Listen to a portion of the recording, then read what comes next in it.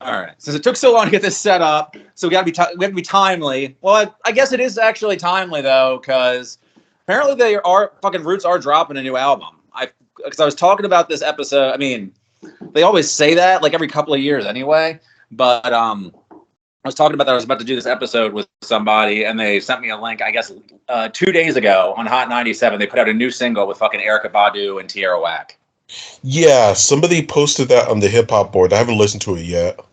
Yeah, it was the link that I heard. It's hard to listen to because Funk Flex is being really inappropriately hype on it.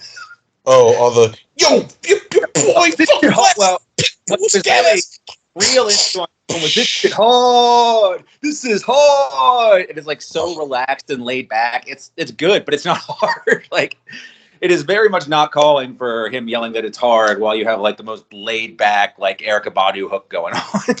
Yeah, that'd be like, you remember when Make Mine came out from Undone? That'd be like if, when that dropped as a single, you hear Clues bombs all over it.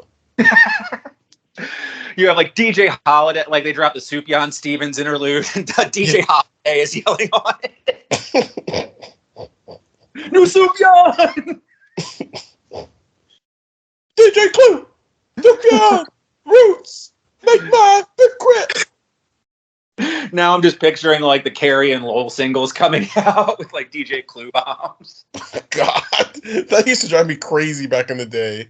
Because my brother had the mixtape. Illuminati! My brother had the mixtape with a version of Fabulous As You Can't Deny on it. And at the time, I was cool with the song. I liked it. But this version had Clue yelling all over it. And it got annoying. Well, there's actually, like, one of the things I do all the time that, I don't know if you actually ever tried to follow stuff I write on RYM. It's probably very noisy. I start projects and I never finish them. And I can't imagine a project that would interest you or most people less than the one I actually never started I downloaded the music for it. I wanted to go through all of the G Unit radio series. Oh, and I don't know why, but and I don't think I'm ever actually going to get on there because there is no better example of just New York DJs like yelling all over shit. And granted, some of that stuff you probably aren't missing out on very much. Like there's like one that's just like live G Unit performances and not the most compelling live group. So yeah, no. And I mean, at the very least, like back in the day when I really liked G Unit, my brother had a couple of mixtapes of them, and I used to listen to that from time to time. Like there's one like talking about was like that series, and it's like I thought there'd be some nostalgia for it, and it's like a few of them, like as far as I can tell, they get good in like if you listen to like the right ones, some of them might still hold up a little bit, like early Lloyd Banks stuff or Young Buck maybe, but yeah, I always liked those two, especially Lloyd Banks.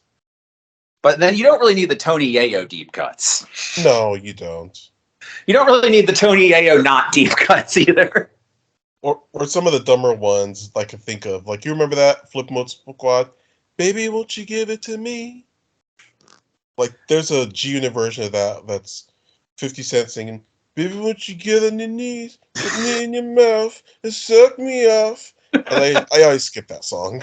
That actually reminds me, we covered this on, I think it might have been it was either the first or second episode of the year. It was me and Thoughtfoul. Shout out to Thoughtfoul. We might be having him on to do another sort of this episode type later. Hopefully the next episode. But we were covering Mr. MF and Esquire, and who has a great track on one of his more recent mixtapes where he just does imitation. It's like an imitation G Unit cipher. Wow. And all of them very well. His best is Lloyd Banks, but he also does a really good 50 on it. Your 50's up there, though. That was a pretty accurate mushmouth 50 Cent hook. And it kind of, yeah. And I really hated those at the time, but he did pave the way for Max B, who I always loved. So yeah, I never got into Max B at all. I can understand that because he's very annoying. Yeah. Like, I just right remember, now I'm actually wearing my Diplomat shirt, so you know where I stand on this. But I know. Like I used to like Dipset back in the day, but I just never got into Max B. Well, that's the thing is like the first time I heard him, I think was on the Jay-Z, like the Jay-Z disc, You Gotta Love It, probably. But then, like, you're just like, what the hell is this guy doing? Like, he's not singing. He's not really rapping. What the fuck is he doing? And then you just kind of develop a taste for it. I just remember this one, like, Jim Jones album cut. It's called Pin the Tail. And it's like, he's like warbling. He's like abusing auto-tune like you will never believe it. At the end of the day, I'm just trying to pin the tail on the donkey. Yeah. Living off borrowed time, the clock ticks faster. Living off borrowed time, the clock ticks faster. Living off borrowed time, the clock ticks faster.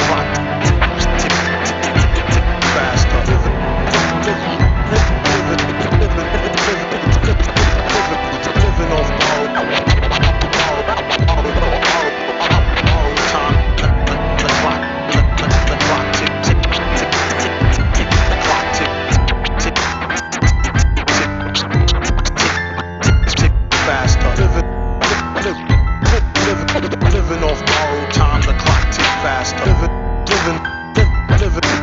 Living off borrowed time, the clock tick faster. Living off borrowed time, the clock ticks faster. Living off borrowed time, the clock ticks faster. Living off borrowed time, the clock ticks faster.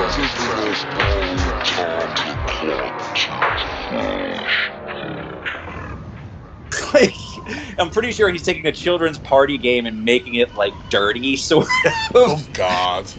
That is like I can just listen to that. I have to admit Max B is not that great, but I will never hear any slander against him.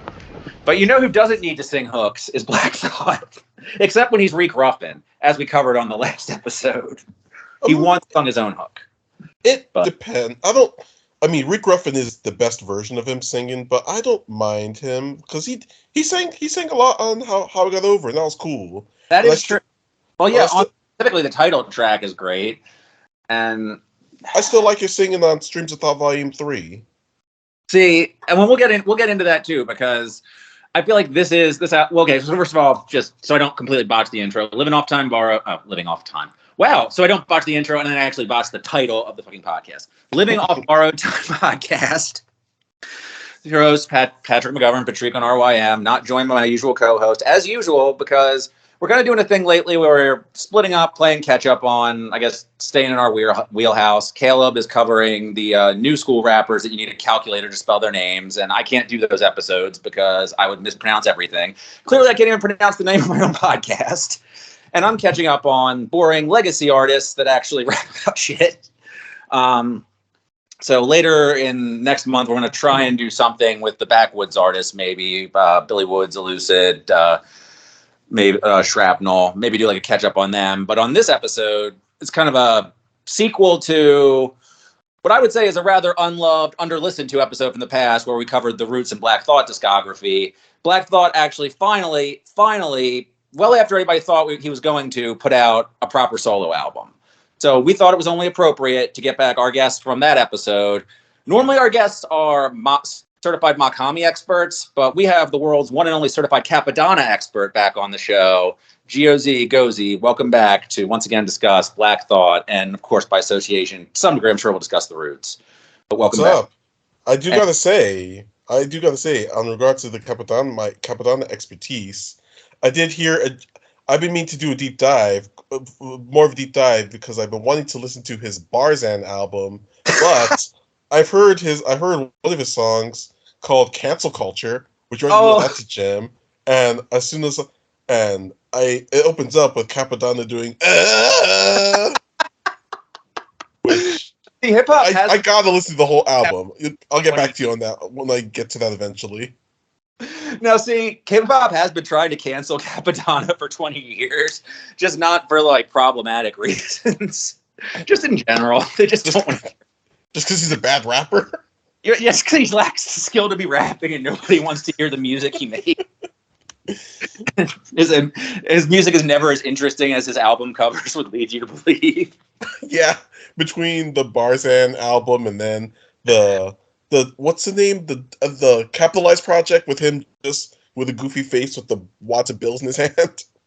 He also put out a triple, like he tried to do what Killah Priest or did and do his triple album. It was either Killah Priest or the other guy who's really good, and I'm going to make Aaron really mad at me for not remembering, the other Wu affiliated one who put out a ton of projects, Hellraiser, I think, put out the triple album. So Cappadonna was like, if all these other Wu affiliated people who don't sell can put out triple albums and they rap, I should be able to do it too, because I don't put in any fucking effort.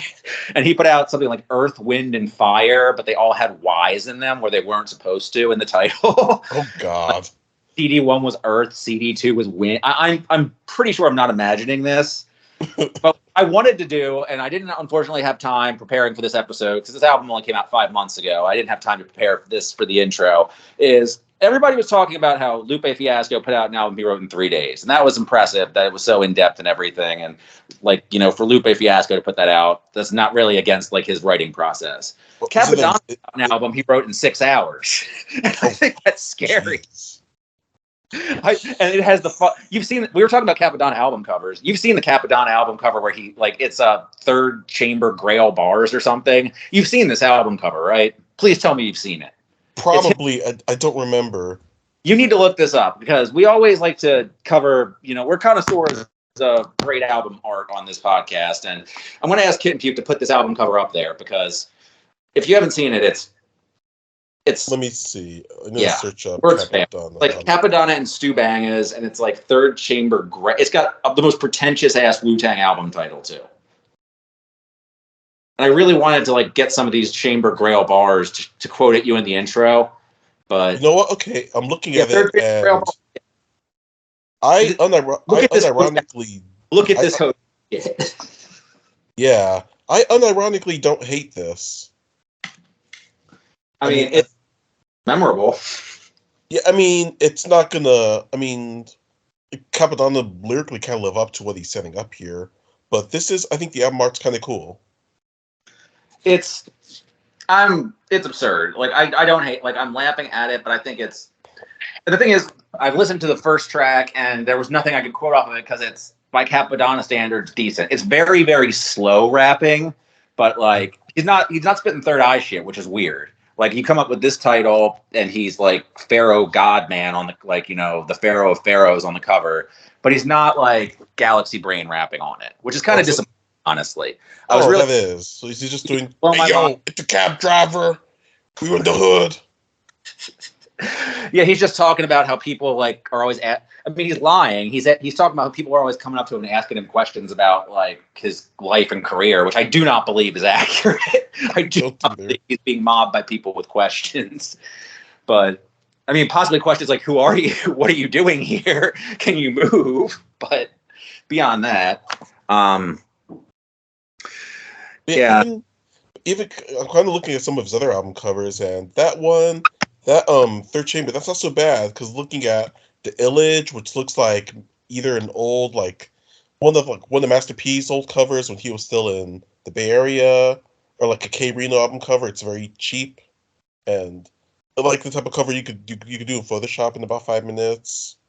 Let me see. Okay, so I owe him an apology. Earth, Wind, and Fire is only a double album, and sorry to have disparaged him like that. It is 84 minutes long.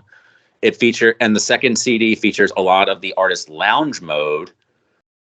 The younger brother of Cappadonna, who has a Simpsons themed mixtape as his RYM page cover. What? Yeah, his name is Lounge Low, and his RYM cover page, his Simpsonian Institute, is his. It's an album called Simpsonian Institute, and it's him stylized as Homer Simpson.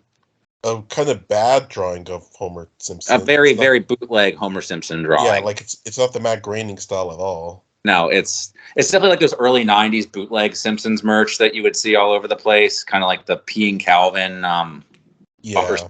thing.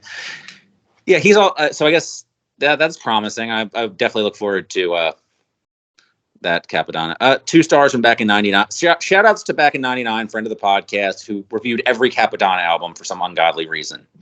I cannot imagine what this man has gone through. Like, he's written in-depth reviews of them too. So when we do the Cappadonna episode, he will be the legitimate Cappadonna expert, while we just make fun of the album covers and the. Are you talking about the Legend Never Die dude? No, not him. No, I don't think he listens to songs beyond like the chorus. If you read his.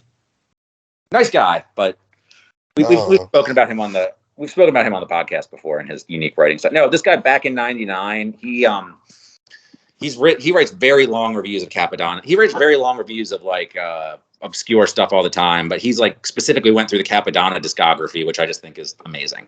But wow, that's a gauntlet. But anyway, so I don't know how we necessarily got. I just made a joke about you being the Cappadonna expert, but I have to mention Barzan and cancel culture. Of course, like you got to get the Barzan mention in.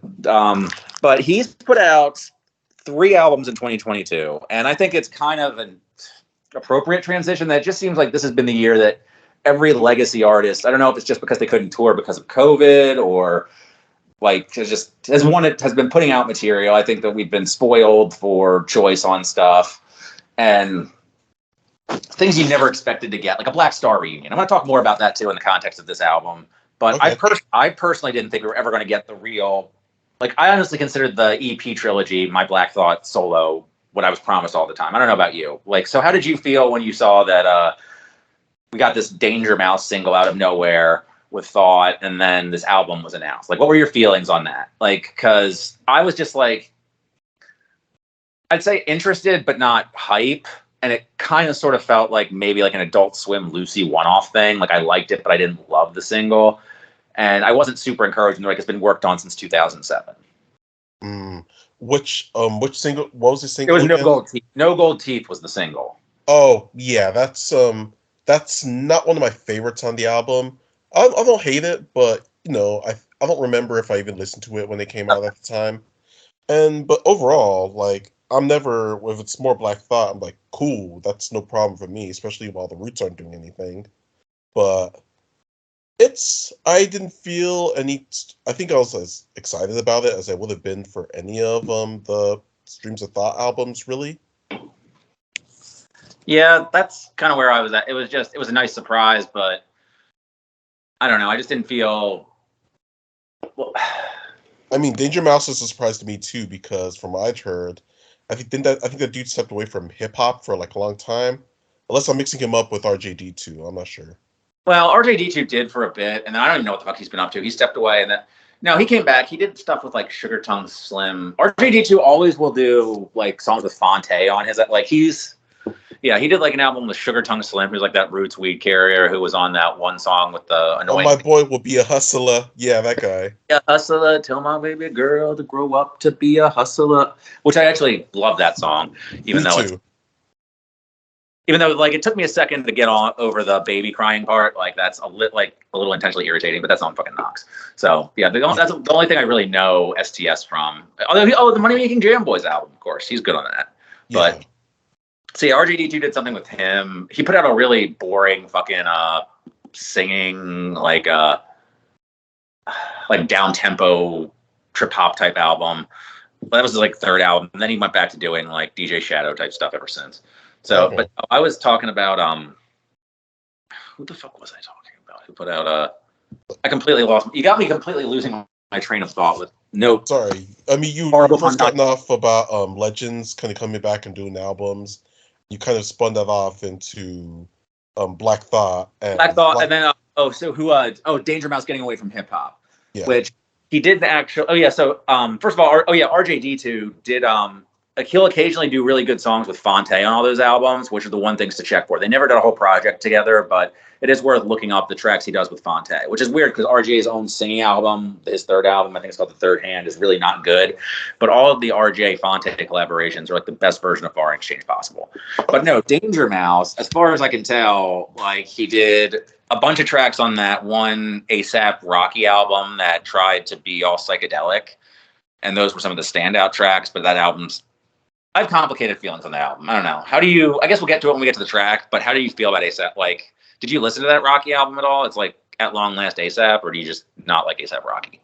It's funny. Like I was going to get to that when we got to the song, but I'll say it now. It's so funny. Even though A$AP Rocky is one of the premier artists of the last generation, I found him shockingly easy to avoid. Like even like singles on the radio, I never heard any of them. Really, I think the only full A$AP song I've really listened to and heard is fucking Problems. And the only thing I remember about that song are Two Chain's verse, and then Kendrick talking about "Gah and you wanted yeah." Yeah, that was actually, I remember that song mainly because it was just like Kendrick had this like unbeatable streak going, and then that song was like a wall in the middle of just like this like murderer's row of Kendrick verses, and it was just, I think Drake's also on that song with like one of those hooks that like, that was back when I still had something resembling a social life, and this song would come on at like parties and bars, and people would sing along to the, and I did not care for that song. That song sucks. Yeah, but I mean, and I feel like that's a pretty good, sorry to cut you off, a pretty good representation of Rocky being annoying. So I think that's a pretty good thing to hear of him in the wild, because he got annoying pretty quickly. Yeah, I don't know. Like, I think it's weird because that's the only song of his I really heard, and even in that song, I don't remember what his verses even were. And I remember on Rich Music when his first mixtape came out, it was hyped, but I didn't know what it was. I think it was like 2010 or 2011. So I think if I looked up his music, it wasn't all available on YouTube, so I just didn't. I just kind of never did. The only other thing I remember seeing about ASAP Rocky is that I caught him with doing some interview with Danny Brown. And they're talking about women in this really gross misogynistic way, and it just made me kind of hate both of them. Well, you'll be happy to know they have an album coming out together. Oh boy. Which I'm sure will be full of tasteful lyrics, given how Danny Brown, I mean, I love Danny Brown. He's like, we've covered him at length on the show. I will not, and I don't think he will defend a lot of his lyrics about women. Yeah, Danny Brown is one of those really brilliant, thoughtful, great artists that I just don't fucking like. His style just rubs me the wrong way. It's very hard for me to sell Danny Brown on people who don't like Danny Brown, possibly more than any other artist that I love, just because he can inspire a visceral dislike in people. Yeah, like, you hear the long Danny Brown song that I like, his voice, his subject matter, like, and the things that make him so appealing and brilliant as an artist are also the things that can make him so off-putting. Like, you have to really hear the stuff that resonates with you first to gain a tolerance for the other stuff if it really triggers something within you, because he's so effective at being abrasive. Yeah, he's very much with his style, he's very much a polarizing love it or hate it. And like I listened to Triple X a long time ago, and I was really mixed about it because it had songs I really liked with songs I absolutely hated, and then mixed with songs that I would have liked, but then he does something that annoys me, or songs that I would have hated, but then he does one-liner that's actually kind of cool. And it's just this variation where it's this roller coaster of a feeling, but then stepping away from it, the thing that resonated with me more were the songs I hated, which ended up being a problem. Like, even the songs of his I like Pac Blood or Die Like a Rockstar, if I listen to those too often, they'll get on my nerves. But the songs that I hate are just, they would make me want to slam my head into a computer monitor. They're that excruciating. I'm going to guess you hate the Bruiser Brigade songs. Yes, absolutely.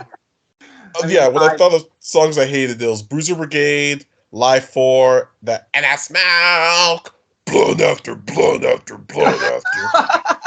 Come on, Blood After Blunt does not sound like it's sung by Jerry Lynn. Look, I've listened to it in about more than 10 years. I just remember that hook being annoying. And also Live, I mean, I get it. Live 4 is very, like, I think you hate Lil B too, and Live 4 is like the most Lil B song on there. Like, Income Tax Swag, that income. Okay, I have to make the same disclaimer I did on our Triple X episode. I will do my best to not do things in a Danny Brown voice.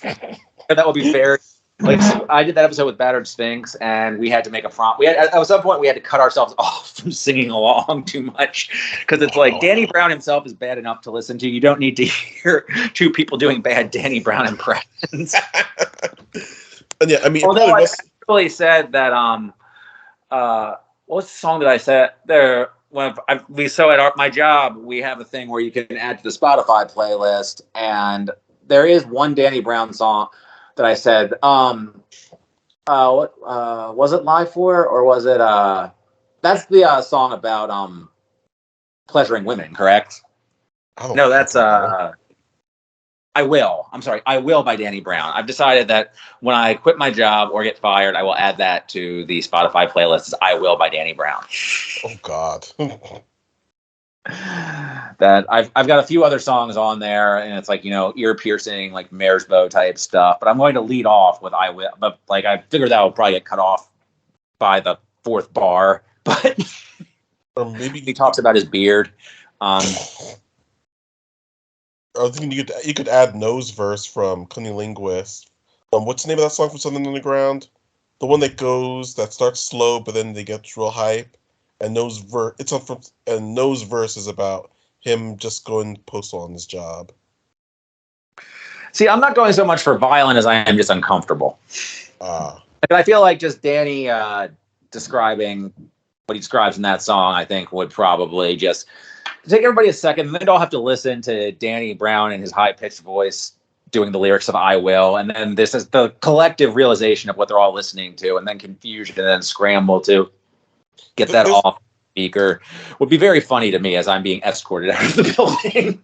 So there's also DMX's Fuck Y'all. It's on the nose, but it's a hilariously profane the problem is it can't be over. The thing is, it can't read explicit, which unfortunately I think probably all Danny Brown probably does read explicit on Spotify, but I'm pretty sure, although for a while somebody did put Get Low explicit on there, which for a playlist that mostly just plays in the morning was very funny. Well, I mean, the clean version of that says skeet a lot, so. True, and I mean, unfortunately, Dave Chappelle is ruined forever for a lot of reasons, but one of the best Dave Chappelle bits is about how white people are going to be very, mad when they realize. Yeah. Oh, God, what have we done? Because I actually had that pretty much exact experience at my warehouse job when somebody realized it, except it was the dirty version of Get Low. So. Anyway, we've gone off track yet again, as we tend to on this podcast, but Danger Mouse's hip-hop career was A$AP Rock, which we'll get, not A$AP Rock. I made the mistake that pretty much everybody on the internet has made at least one time, and I think LL Cool J may have made an interview when he called him Aesop Rock. Getting A$AP Rock and A$AP Rocky confused. So there was the A$AP Rocky album for Danger Mouse, but other than that, he did lots of rock shit. Like, I think he did a U2 album, which I'll never listen to. Fuck that. Right. General principle. He did a Norah Jones album, which was quite good. And I honestly think you can kind of hear like the spy jazz type stuff he does for her in like the middle tracks on the Thought album. Oh, yeah. I never really got to Norah Jones. I mean, I obviously heard a shit ton of her stuff based upon just it being on the radio in the early 2000s. And I always just found it like middle of the road, could tolerate it given how long it was on. Like, I never got super sick of it. And I just listened to that album just based on a few, I think, I don't know if it was on RYM or not. It just seemed like an interesting turn for him, given she has a nice voice and he seemed like he could do that sound well. And it's pretty good if you like trip hop. Like the other album he did, I want to say it was him, was with, do you know early Tricky stuff? The guy from Massive Attack? No, I don't. That's trip hop, right? That's trip hop, yeah. Well, he always did these songs with this chick, Martina Topley Bird, I guess. And he did now, Danger Mouse did now with her, and that's trip hop too. So it's kind of like Norah Jones doing like trip hop / Amy Winehouse type stuff. And it just seemed interesting to hear. That's the reason I checked that out, not because I was super into Norah Jones, but it was a cool. Point is, Danger Mouse has done a lot of like buried stuff. He did something with Karen O from the Yeah Yeah Yeahs that got a lot of positive RYM exposure, and I think a lot of good overall, like RYM, like I say, positive RYM exposure, and then people who, I don't know why you would listen to this podcast and not know what RYM is. I don't know how far of our reach is at this point, aside from SoundCloud kids who listen to the Caleb episodes. We're skipping this one anyway, but yeah, because they like the young guys, right? Yeah, they like all that plug and regalia type shit, which I said those two words and you don't know what the fuck I'm talking about, do you? No.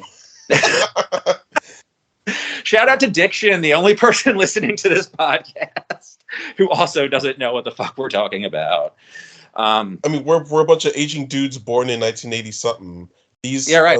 And that's about even Caleb, isn't he like 10 years younger than us? Yeah, I believe he's possibly even more than 10 years younger than us. So that's how the podcast gets its I don't know, demographic, is that he covers the shit people actually listen to now, and we covered the 5 old people from RYM who started listening to the podcast. Yeah. So That's my Glavit, bag. set up to, I don't know if it's Glavit or Glavit. I assume it's Glavit, who might be the other one. Oh yeah, homie from Idaho. Yeah, wake your daughter up, guy. But so my point being, is that this is probably his big return to hip hop, but I think what he's bringing to the album is a lot of sounds from other genres, and I think you can hear that across it. But I wasn't really thinking that when the single dropped, it was just like, I mean, cool, more New Black Thought. Guess the Roots are done, which, I mean, we've established, like, I guess not, because it finally put out a single, but guess the Roots are done, but it's not, like, Streams of Thought really scratched the itch for me in terms of Black Thought solo. So if it's good. If it's, I don't think it's not going to be not good because it's Black Thought. I think he's incapable of producing something not good. But for the most part, I wasn't expecting to be as good as it was. It really kind of, with a few exceptions, blew me away by how good it was. And I won't say it's better than Streams of Thought overall, because I think Streams of Thought 2 is a better overall project. And I think Streams of Thought 1 is a better collection of rap verses. But I think this takes what Streams of Thought 3 was trying to do and makes it into a whole full project that I didn't even know I really wanted, like in terms of Black Thought rapping over this type of stuff. But it's a lot of the methods he used on Streams of Thought 3, like the vocal filter, some of the indie rock type of influences, the Portugal the Man stuff, and just bringing it out fully. Like, it feels fully realized. And pretty much anything I don't like about this just feel like the token feature stuff. And we'll get to that if we do track by track. Like, a few of the features feel like tokeny to me almost. Like, they're doing it just because for this type of album, you appeal, for this type of audience, you kind of throw this stuff in to get that appeal. But that's that's a fair point. So yeah, I love this album. I want to talk about it. What was your initial impression on it? It's funny. Like, I've been listening to this a lot, but jury's still out overall with my exact feelings.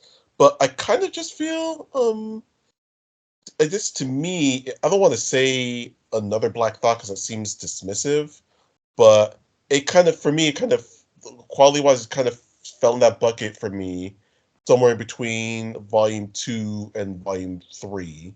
Like, I didn't know whether I liked it better than the other ones or not, but then I re-listened to Volume 2, and I thought, oh no, I still like this one best. But mostly just because I like what Salam Remi's production on it. But I do like Cheat Codes better than Volume 3 and Volume 1. Yeah, I think Volume 1, first of all, I don't know if you ever spoke on this, but Volume 1 doesn't feel like it was ever intended to be. I mean, it says Volume 1, but I thought that was more of like a optimistic statement than a concrete one. Like, there might be more of this, because it was Lucy, like, Making a Murderer was old when that came out. There's one other one on there that's old too. So it just felt like at least one more. And I agree with that. So it felt like a collection of, maybe I'll do this again if I can find the right producer for it, if I can find the time to do it. And by the time he did Volume 2, I think he decided he wanted to make it a trilogy. I think he had a more concrete vision for where he was going with it. And I think that comes across in that everything on Volume 2 has a really solid concept that he raps to perfection. I think Salam Remi's production is just out of this world. Like, the best moment here remind me of the entirety of the production on Volume 2, I think. Because, like, it's that middle third with, like, Aquamarine, Accidental Death. That all has that smoky room jazz production that you get off, like, from the beginning of Fentanyl all the way through to Conception. Like, he really has that sound throughout on Volume 2, and I think the best moments on here take that, but they illustrate it with, like, the broader sonic palette that he uses from, like, the Norah Jones stuff, the Daniel Lupi thing, which is a Italian composer. Like, I think that he has all this full instrumentation. He's able to take, like, not that Salam Remi didn't have full instrumentation on that. That was the other thing, was that they used a lot of live jazzy influences on that in a different, albeit in a slightly different way than a Roots album. But I feel like there's different stuff on here too, like that echoes Danger Doom and Gorilla. Like, I feel like this is kind of like, for both of them, sort of them doing, like, what they've done best over the course of their career, consolidated into a full album. Because you have, like, Danger Doom, Gorilla stuff, but also, like, more noir and indie rock stuff out of Danger Mouse on production. And then Thought, he'll do, like, both battle rap stuff and more conscious personal stuff, sometimes even in the same verse. Oh, And yeah. That's why I like his performance on here so much, is it's so varied.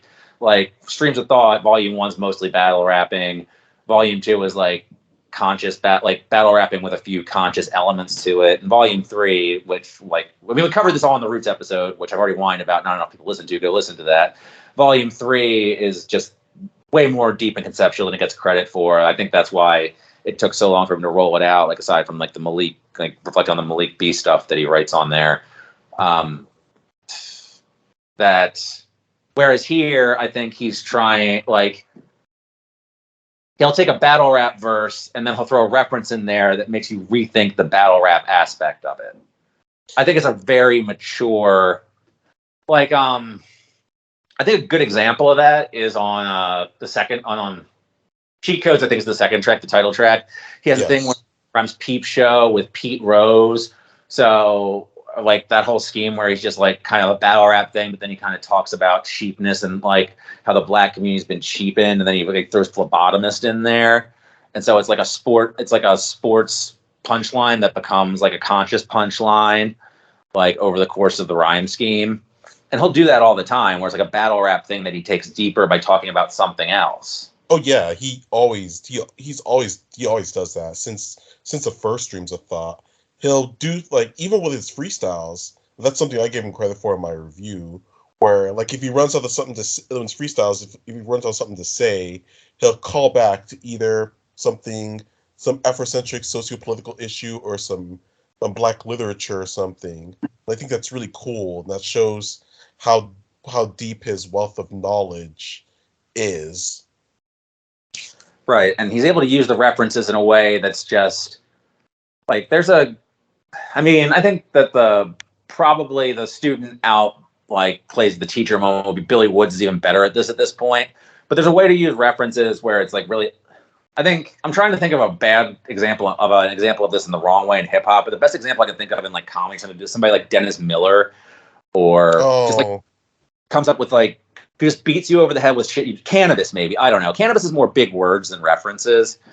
But just like somebody who just throws shit out there just for the sake of throwing it out there to like be like, oh, if you don't like it, you don't understand it. Whereas Thought shit would always sound good even without the reference, because of the way he flows it, the way he delivers it. The reference just deepens the impact of what he's saying. Yes. And I like that you said that about the freestyles, because I think another thing that he's doing on here is he's taking a lot of the elements of stuff like that 10-minute freestyle, that's like really famous.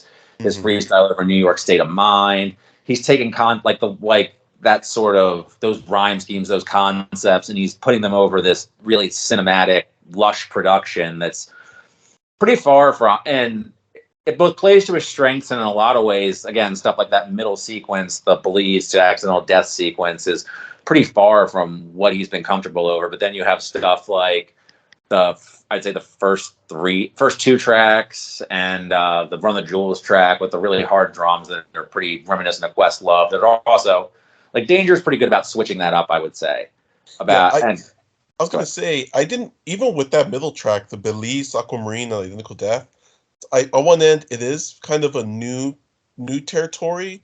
But at the same time, when I heard it, it didn't feel out of place for to hear Black Thought over that. It just kind of reminded me of some of the stuff that the Roots were doing near the end, like sort of undone-ish kind of area, if you know what I mean. Well, that's true, yeah. I mean, because from Undone on, really from Phrenology onward, they were always experimenting. Like, there were always experimental aspects to it. Like, you have they sample Radiohead on Game Theory. Game Theory was their first real, like, indie pop excursion, I would say. And then, like, it gets even more overt especially with Undone, with the type right. Undone, they wholesale use a Sufjan Stevens song, like instrumental interlude. They have whole second parts of song, like like the whole end sequence of Undone, especially. But if you think about it, lots of the Undone parts and lots of the parts on these Roots albums in general are kind of Questlove separated from Thought. It's like the band stretches out. Even in the live stuff that I've listened to, there's like jams. It's like jams that Thought's not necessarily a part of. Mm-hmm. So, I mean, he's part of it in that he's part of the song to begin with, but a lot of more experimental moments. Although by the time some of the stuff on Cousins very weird. Some of the stuff on Cousins is weird as anything they've ever done. So Yeah, that's true. I mean, so yeah, it's again like I'm kind of going against my own argument. I think I'm going against my own argument for Streams of Thought 3. So it all really is building to that sort of stuff. But I feel like it wasn't as That's a bad word because again, I would say Cousins very. No, actually, I would say To me, Cousin felt kind of disjointed. Like it was kind of like Undone, but more disjointed. That's my biggest critique of it. Intentionally so. I think Undone's trying to be cinematic. Like the way they rolled it out too was like as a bunch of short films. But I think Undone is more like HBO style cinematic. And Cousin to me, and especially like if you actually, I remember now from looking at like coverage of like their album release party and stuff, was like more like an experimental stage show. This feels like it felt like a play. This feels more like a straight up movie, like cinematic in like the more traditional movie sense of ways. Like, and yeah, I think I know what you mean, especially with like the instrumental to something like Belize. Right. That's very the word's escaping me, but I don't want to say cinematic 1,000 more times, but like a direct analog to it. I was thinking, every time I hear, I think it's called The Darkest Part the track with Kid Sister and Raekwon on it, feels maximal. There we go, because it feels maximal in the same way that at least the usage of Raekwon on there with like the vocal, like you got Thought with the vocal filter and everything, and the Kid Sister part feels like gorgeous. It feels like my dark, beautiful, twisted fantasy, and that's the only time it really feels like that album. And I don't want to do any fucking Kanye talk in this episode because we'll go on forever. I can't. We've already gone on about that man way too much on this show, and we're saving it. There's going to be a year-end episode. We're saving it. I don't want to either, but stuff might happen, you know. If something comes up, something comes up. But I was not using this as a segue to talk about that man right now. If you want to, we can. Not right now. Okay, all right. I was giving you the opportunity, but solely just for musical comparison's sake, it reminds me of the maximalism there. Like, in terms of a cinematic rap album. That's the only time it reminds me of that album specifically, just because he uses Raekwon, just because of the way that track is in sequence, too. Oh, yeah. Yeah, I know. It's that song on Twisted Fantasy. Yeah, gorgeous. No question if I want it. Yeah. God, it's been so long since I listened to that album. I forgot the name of the song. But anyway, so it's just that sort of maximalism is a better word than cinematic in a lot of ways, because a lot of the stuff that the Roots were doing, like on Undone and Cousin and Thought himself on Streams of Thought 3, who was the producer on that again? I don't want to look it up. It was let me check. Oh yeah, it was Puffy's crew, the Hitman. Oh, the Hitman, yeah. Sean C or whatever his name is. Which was the most bizarre thing you could think, but it actually really, it worked out surprisingly well. Yeah, it's very I know I've heard a bunch of tracks from the Hitman. I just don't remember what they sound like, but it was very unlike what I can remember from the Hitman.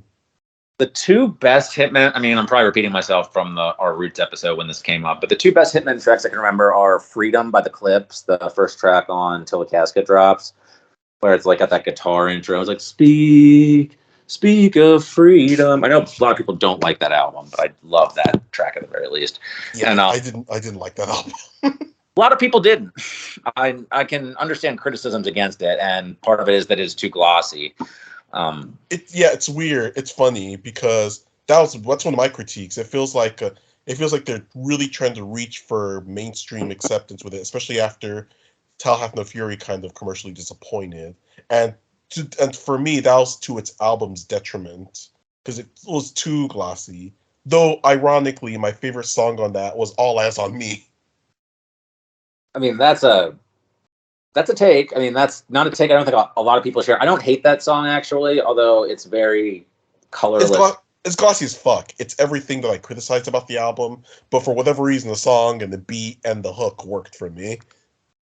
I used to play Doorman a lot, and the people I lived with did not care for that song. They thought it was a very annoying song to play at park. Hey, Doorman! Like, it's actually pretty irritating now that I think about it. But then the other one that I really liked by them is Audio Dope 3, which was a bonus track on one of the Currency albums. You know, one of the 18,000 Currency albums. At the point, I've even lost track. But Right. so I didn't really have a whole lot of hope that was going to. But those are both very glossy tracks. So if you're going for a very, which I think for the Portugal the Man stuff at least, that kind of benefited that. But they also had some jazzier, like I don't want to say jazzy, but like more in line with roots type sound stuff on that. It was a varied album. Yeah. I would say. Like, I think like Thought versus Everybody wouldn't sound out of line on the Roots album. Yeah, that was closer to the Ninth Wonder sound on the first one, I would say. So, but yeah, my point that I completely lost several times is that the production here should have been like it shouldn't have been a surprise that he would do the sort of experimental stuff when they would sound comfortable on it. Mm-hmm. That was it. Yeah. Yeah, I think he's experienced enough to know that, like, he wants to keep trying different things, but he also knows what he was going to sound good over, what kind of beat he could freak on. I guess that. So one of the things I wanted to talk about with this, I meant to send you this article and I didn't. It was an article on Pitchfork. So you really liked that Kendrick album, right? You gave it 5 stars. Yes, Morale. Yeah, Mr. Morale. Yeah, we did the episode on it, I believe. I was. I wish I could have been part of that. It was kind of thrown together shortly after it came out. I think you sat with the album for a while. This was more of an instant reaction episode. It was within 2 weeks. Oh yeah. I mean, I reacted to Mr. Morale a lot earlier than I usually react to Kendrick albums, but yeah, it took me about a month. Yeah, this was about 2 weeks in, and I mean, the reaction to it was, I would say, I was probably the most. If I recall, it was me, Trav, and Optimal.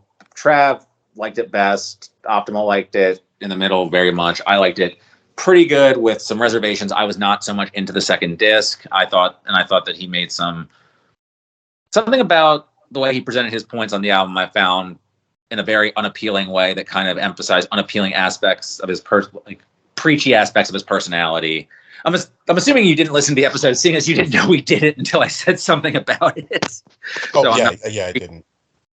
So, but it grew on me. There were certain things that Trav argued in the episode that made me appreciate the album more. For example, I did not get that Purple Hearts worked way better, as you see it, as the resolution of the argument in like we Cry Together, is it called? Or We Cry Together. We Cry Together, which was the song I admired more than I liked. And I said I'm never going to listen to this again, and I haven't. And I made a bunch of jokes, not a bunch of jokes, but I joked that it reminded me the most of RZA's Domestic Violence, which is probably not what he wanted to remind people of. But yeah, that song is uncomfortable. But the weird thing, though, for me is I can see why people wouldn't want to listen to that over and over again, but I really like We Cry Together. And, the remark I made in the beginning of my review is that I think it says something about me that Mr. Morale was a Kendrick album I was able to get into and understand the fastest. Well, that's the thing, and I say this in the episode, is that he is not subtle, and this is, in a lot of ways, his most unsubtle album, and in a lot of ways, that makes him, in some ways, like, you have a track like Father Time alongside a track like Free Spirit, and, like, one is, like, very relatable. Father Time's one of my favorite songs on there, and then you have Free Spirit.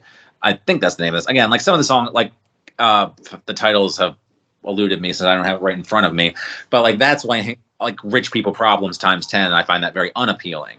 And then you have other more complicated stuff like using Kodak Black, which I stumbled all the fuck over myself talking about on that. Yeah, I think the Kodak Black stuff it could have been complicated. Like, I think if he'd used like Gucci Man or something, but I think the Kodak Black stuff is just kind of, for me, it's the most reprehensible part of the album.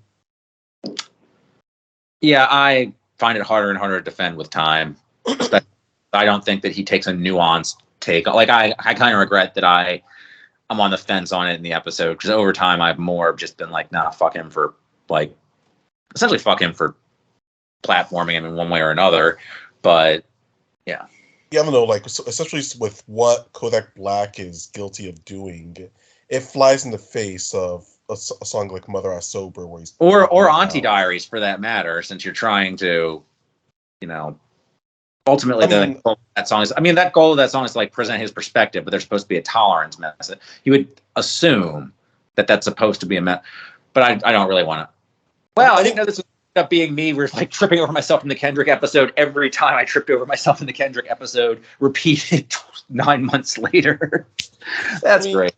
I mean, I think what flies in the face of Auntie Diaries and the use of words is Kendrick constantly use of the word bitch, and that's been a thing with Kendrick throughout his whole career. Well, I think that one of the things that I feel, and I don't think I emphasized this enough in the previous episode, that comes across unappealing that is emphasized is a lot of his heavy religiosity, which I think he tries to grapple with in a very superficial way, like somebody else who we're not going to talk about does a lot, Right. doesn't in a very, and I think that he does it in a more genuine way than that person does, or at least has recently. And I think, but although still not, it's still performative. I will say the way he treats a lot of issues on that album is performative and whiny to me, and that is what hurts a lot of otherwise strong lyricism and messaging on it. And also the fact that it's just really honestly should have been fucking pared down to one album with the strongest stuff, because I don't need to hear fucking Die Hard. I don't need to hear a lot of the stuff a lot of the second disc just sounds like a J. Cole album to me too. Oh yeah, do not agree with that. As far as like with his, I don't know the details of Kendrick's religiosity. I always took it as there's a piety about him, and he has these big ambitions and desires to live up to this thing, but he always falls short of it. And it's not just in Mr. Morale, like it goes back to Section 8. Even You could say back to Overly Dedicated, although he wasn't as conceptual back then. But for sure, Section 80's narrative is full of stories like that. Yeah, and like I was gonna pair it back to like These Walls off of To Pimp a Butterfly, and that's kind of what I took away about it. And maybe I could see at some point if he's gonna constantly self-flagellate about this, that it could feel performative to an outsider. At the same time, within Kendrick's mind, it may be kind of an ongoing thing. So I think in that case, it could be a both and, not an either or. Well, I didn't mean to digress so hard on that, but so you like the Kendrick album, obviously. So Black Star album. Did you like the Black Star album? Oh, loved it. I like Good. it. I like it just as much as the Kendrick album, actually. Yeah, I love that album. Unqualified. I absolutely fucking love it. And that was one I expected not to love, because Talib Kweli can be an embarrassing asshole a lot of the time. So, oh man, I don't know. Like he's with Kweli. Yes, he's one of my all-time favorite rappers, top 5. That's not gonna go away. But I do not follow him on social media. His personality, his personality on social media is really obnoxious. And unfortunately, because most of his music has been kind of, up until No Fear of Time, been kind of half-assed, and then even with the weirder way in which No Fear of Time has been released, I think that negative aspect of his social media personality is starting to overshadow his music, which that makes me sad, but I think that's kind of what's happening with Kweli. yeah, I mean, well, that was why I wasn't really looking forward to it. The rollout didn't help. And then there's his last album was Gotham, which I only listened to it once, but it was terrible. Yeah, diminishing returns on late period Kweli. It's not quite to Wale status where I'm actively going to avoid your shit unless I'm just looking for something to laugh at. But it's in terms of an artist that's just gone so far away from why I like them in the first place. But yeah, his output's been dull. But the reason I was really not looking forward to it was not because of his previous output so much as I was afraid that he was going to use the music as a platform to be social media Kweli. Like, this is the Black Star album. I'm going to be conscious. This is my idea of what conscious is. And it was refreshingly free of that. I mean, almost. There's one line on there I think you can take as potentially transphobic, where it's, if you can't tell if it's a boy or a girl, check the sonogram, which that could just be a metaphor that I'm not understanding or that he doesn't understand, or I don't know. I didn't take it as that because, Like I said, it's really up for interpretation. yeah, I didn't take it as transphobic just because, like, yeah, I know Dave Chappelle's his boy and everything, but at least with Kweli himself, I've never heard in any of his music or even on the episodes of his podcast I've listened to, I've never heard him say or do anything or reference any sort of transphobia. So I'm willing to give him the benefit of the doubt when it comes to that. And exactly. And he's never been like that way, as you said. And I don't feel like he's been, unlike, say, I don't know, Most Def, never said. Yeah, I was about to say, when it comes to LGBT stuff, I think you need to keep a closer eye on Yasin than Kweli. I was gonna say, MC, like, I don't know, you could listen to, let me just think of an album. Most Def and Talib Kweli are Black Star, and I don't know if anybody knows the song Redefinition. Redefinition, yeah. And Can't spit comedy hard, be mad. And run through them like sandbags. Yeah. Yep. So, and one of the best songs ever, still. Yeah. So I mean, in this case, that's the one line that kind of got an eyebrow raise out of me, but I don't take it that way. And then the very last track, not counting Mineral Mountain, which is a bonus track. I don't know on what issue. I don't know, like, what issues are there. This thing came out on a fucking meditation app. I don't know what the fuck is anything. But Mineral Mountain's the Lucy with Black Thought, which is awesome, but I don't think really fits on the album anyway. Okay, I didn't hear that one. You should check. Great. Yeah, I gotta check that out. But the version I have had of it ends with No Fear of Time. Yeah, that's the one where it's like reprises the intro hook and everything. I want to thank you for letting me reach my understanding. I love that song. That a bunch of people in RYM, I guess, thought the spoken word was Farrakhan, but I don't believe it is Farrakhan, which is good because fuck Farrakhan. But yeah, like, I mean, I don't know how Yasin feels about him, but Kweli's backed away from a lot of that stuff. I mean, I've long since learned to not take anything Yasin Bey says seriously. I love the man's music, but he is a very deeply suspect person. Yeah. Just even some of his responses to the criticisms, I partially see where some of it's coming from, but other parts of it are like, nah, dude. Yeah, like, I mean, when I say not seriously, it's just like, I think that he's a sincere person, and I can enjoy, like, I certainly enjoy his music, but I think that he's goofy. Like, I think that's a good way, like, and he said some problematic shit in the past for sure. Yeah, he could be defensive. One of the most embarrassing things and don't idolize anybody moments I've ever had was also don't watch Bill Maher, by the way. Just in general, the position of the show is don't watch Bill Maher, even if it's 2007 and this is the story of me watching Bill Maher. Was Yasin Bey, then I believe still Most Def, debating for Hitchens on Bill Maher's Real Time. Nobody came out of this looking good. Right, because Hitchens knows how to debate. He knows how to be an asshole, but he knows how to debate. But he was he was out debating the shit out of Most Def, who was just spouting conspiracy shit that was fundamentally rooted in fact, but he was spouting it in a way that made him look bad, and Hitchens was just dancing around him. But this is also like end stage, like well into right pivot Hitchens, and Maher's just there being a smug. I think the other guest was Ben Affleck, by the way. Oh, was it? Ben Affleck was the other guest, I believe. I'm pretty certain Ben Affleck was the other guest on this panel. Oh, I don't know. I don't remember. That was just, I mean, I'm just saying for extra embarrassment points that, like, Ben Affleck was not trying to contribute to this discussion. He didn't want any of that smoke. But. Yeah. No, when it comes to, like, because, like I said, Hitchens knows how to debate. And everybody knows Hitchens was kind of boorish and abrasive. It's just that he was just going at Yasin real hard. Right. And even if he was wrong, he just made Yasin look like a fool because Yasin doesn't really know how to debate like that, and Hitchens does. Exactly, and I'm pretty sure at that point Yasin was probably trying to. I think he was getting fairly deep into I don't know fairly deep, but he definitely said some 9/11 truth type shit in this interview too, which did not reflect like that was just an open like. Oh, sort of like Jada, why Bush knocked down the towers. More or less, why you round them cowards. Right, like it was more or less, it was embarrassing considering that you saw, like, from somebody who looked at him as like very much a intellectual type rapper, and I don't know. So yeah, that was the beginning of me not taking him seriously, even though I always like I'll defend later period Yasin Bey music no one cares about. Like December 99th, I think that's a good album. No one likes that album. I don't think he even remembers making it.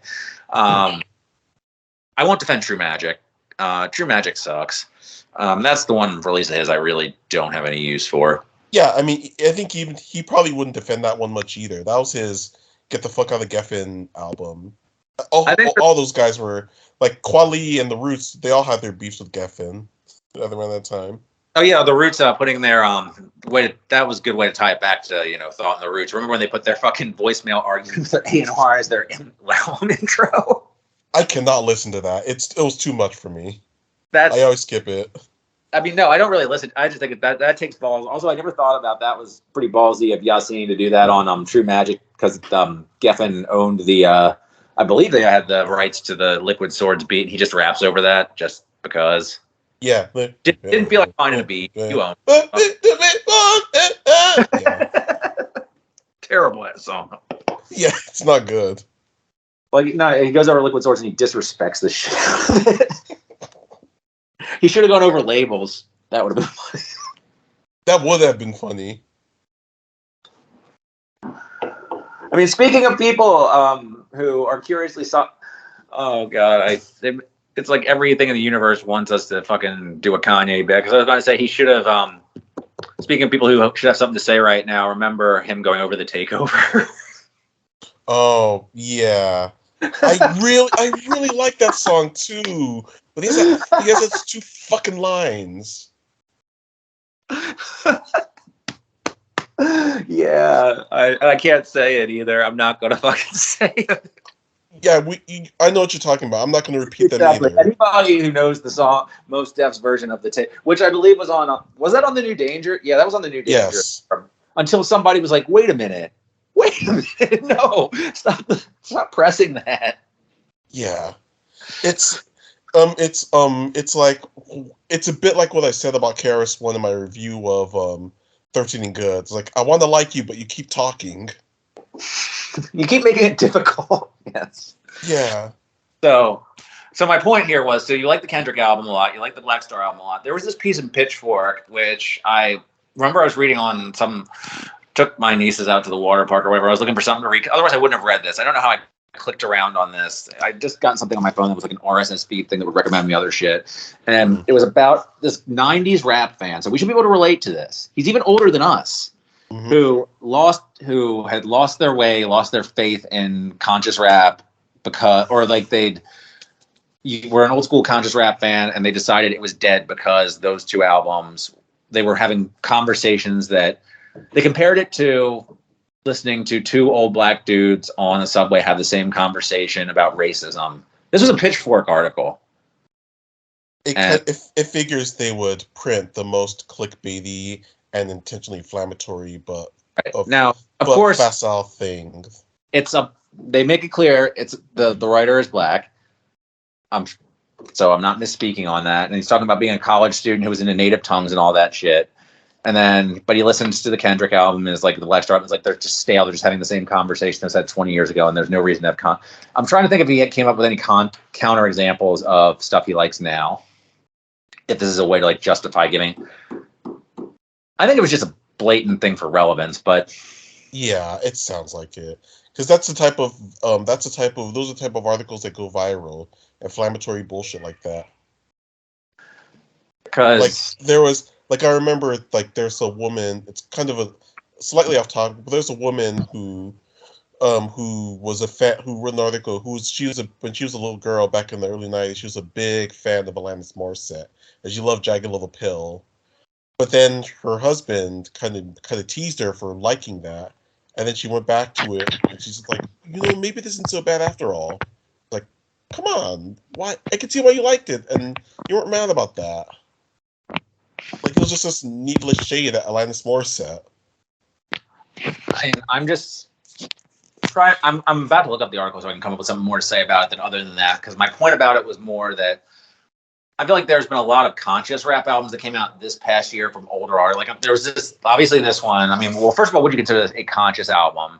And then there's also like the Lupe album, the Dialect album, which is their first album in forever. I'm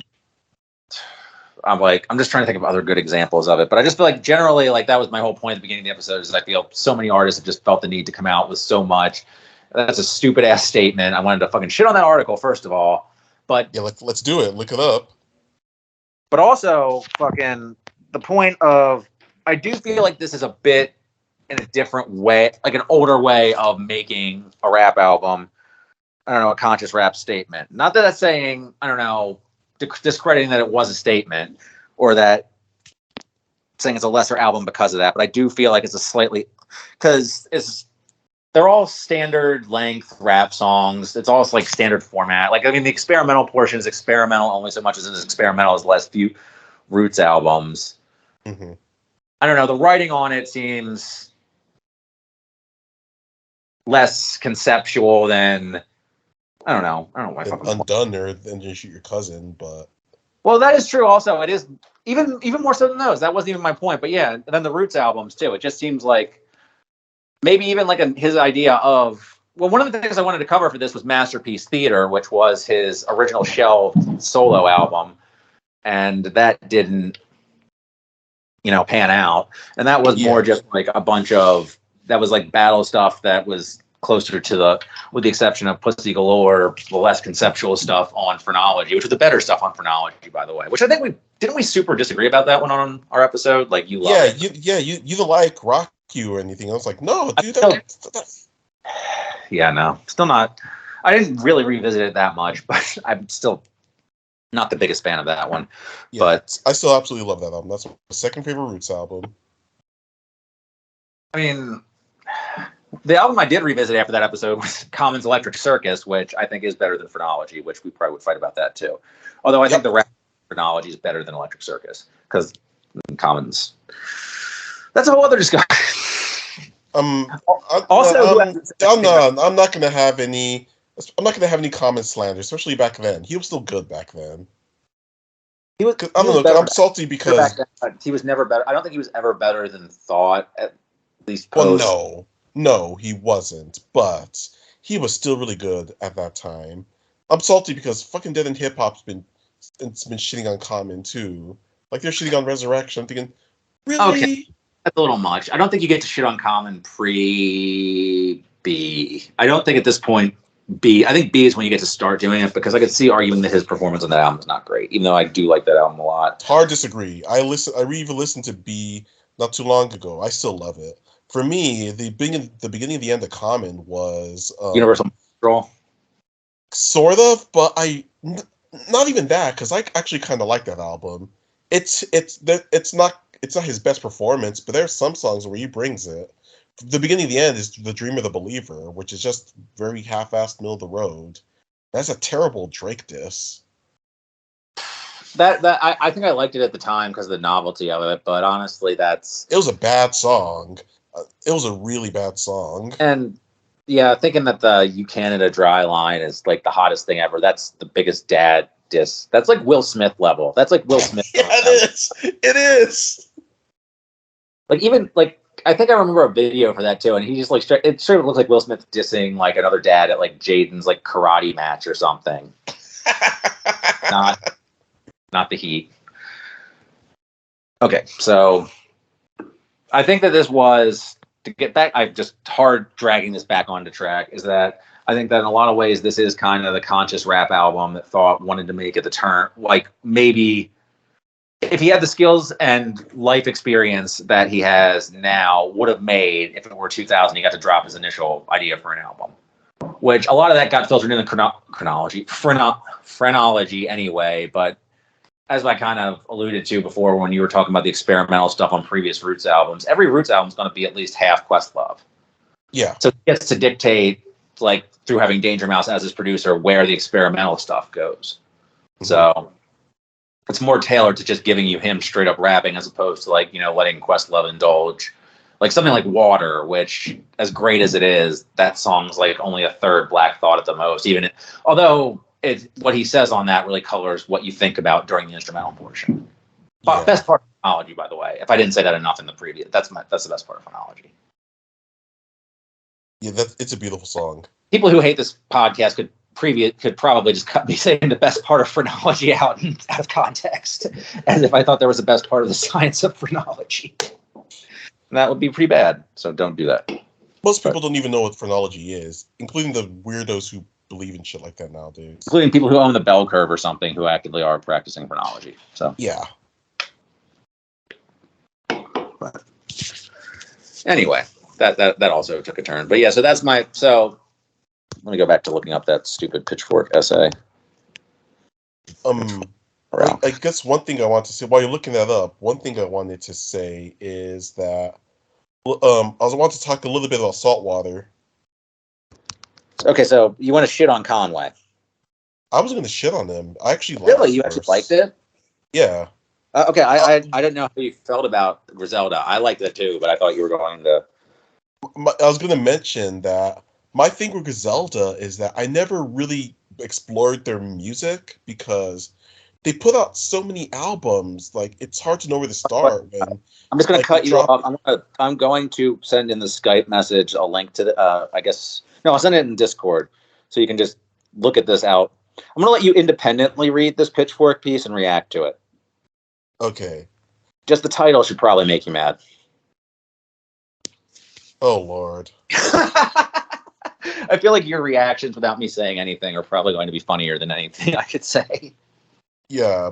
Before I go apoplectic, let me just talk a little bit about Saltwater. Okay, talk about Saltwater and the Conway part real quick. So yeah, because I never really checked any Griselda stuff out. One, because there was that period where they were putting out like 5 albums every 2 weeks. I wouldn't even know where to start with any of them. It was too much of an overload too fast. Like, I kind of felt the same way back with Madlib when he was at his busiest period. Like, where do you even start? The other part of it is that the other reason I never could check out Griselda is because I know a lot of their subject matter deals with cocaine, and Coke Boy rap is just some of my least favorite lyrical content. Like, it's some of the stuff that I relate to the least. It's part of like the Coke Boy shit is part of the reason why I never really got into the clips. The lyrics go in one ear out the other. And it's why I never didn't like Freddie Gibbs more. But with Conway's verse, I actually thought it was a pretty damn good verse. Like, it's the part that I remember more than even the Black Thought stuff. Well, I mean... Sorry, go ahead. No, I was going to say that I think the more I listened to it, the more Conway's verse stuck with me. I think the funniest part about it is he definitely uses it to, like, he has a bigger audience, so he's trying to get his label's attention and, like, negotiate his contract. I thought that was funny. I love how in the pocket he is at the beginning. He has some really vivid imagery on that part. But what he's actually talking about is set up more with the thought line about the streets is it's like, what is it? The streets is a bitch and you were married to her, or you in the club trying to hit it or something like that. Yeah, you in the club committed. I need to look up the actual thing. Is I have like a long-standing policy of not looking up Genius stuff, and then I end up caving to it every time on this show because I don't want to promote Genius. But to all of our many listeners, are you looking up that? You should look at the Pitchfork thing though, because even the fucking cover art makes me mad. Yeah, the thing with the kind of silhouette of Kendrick with the old school, like with the BDP and Black Star and the Grandmaster Flash in it. Yeah, it's just remarkably pompous. Like I should have gotten that to you before the episode, but then that would put you in such a bad mood before you even Saltwater. Right. I mean, the streets is a bitch. You open the club with her. You should cease and desist. But you two in love with her. So yeah, it's basically, it's basically talking about like it's so layered, talking about doing stuff that younger kids are doing, and which is like you can read that as like you should cease and desist, like as a crime, like you're messing with underage, but you're too in love with it. You're chasing what younger people are doing, and that's. Like it's built up to with the previous line. This is an attempt to reach you and your hitters. Like he's talking to people who are hanging around like with younger audiences. You could say it's like rappers with younger audiences. You could say he's talking to like street dudes who are messing like and their sons and or street dudes with younger kids like hanging out with gang kids or whatever. I sound like I know what the fuck I'm talking about, don't I? But you understand what I mean. Mm-hmm. Like the verse itself. actually is pretty much directly talking to youth in a way. It's like very direct, and then you have the way Conway comes into his talking about street shit. Like he's describing the situation that the people thought that the audience thought Hesper's verse is living in. So it's really well set up. Right. Sorry, I'm just reading through this. No, I timed that poorly. You're just reading this thing and just being like, God damn it. But yeah, because I have an idea of where I think he's going with this, but I want to finish it up to see if that is what it is. it's, I mean, once he gets like, there's some the thing about it that really made me mad was that there are some mildly compelling points on the way that he completely just sells out or that were never actually sincere. It's a very disingenuous article, I think. But yeah, I guess just to fill time, I'll continue talking about why the Conway verse is really, it's just between the imagery, like the imagery, which has some really solid punchlines about like, you know, double entendre about the mop, like just it's kind of basic, you know, gun imagery, but it's really clever. That's Griselda. They just talk about different names for guns and drugs and stuff. That's why I'm surprised you liked it so much. It's a fairly standard Conway verse, but it's like not as, I guess, cokey as a Benny verse.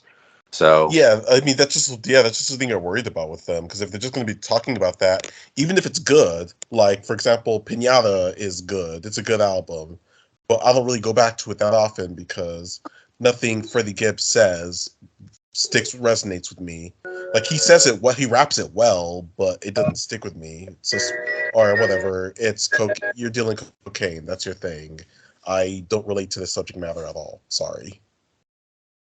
Yeah, I can understand that. I mean, I feel like Pinata has a little bit more variation on like Broken and the G.O.Z diss track, but yeah, it's pretty single-minded in the same way that, like you said, Hell Hath No Fury or something is single-minded.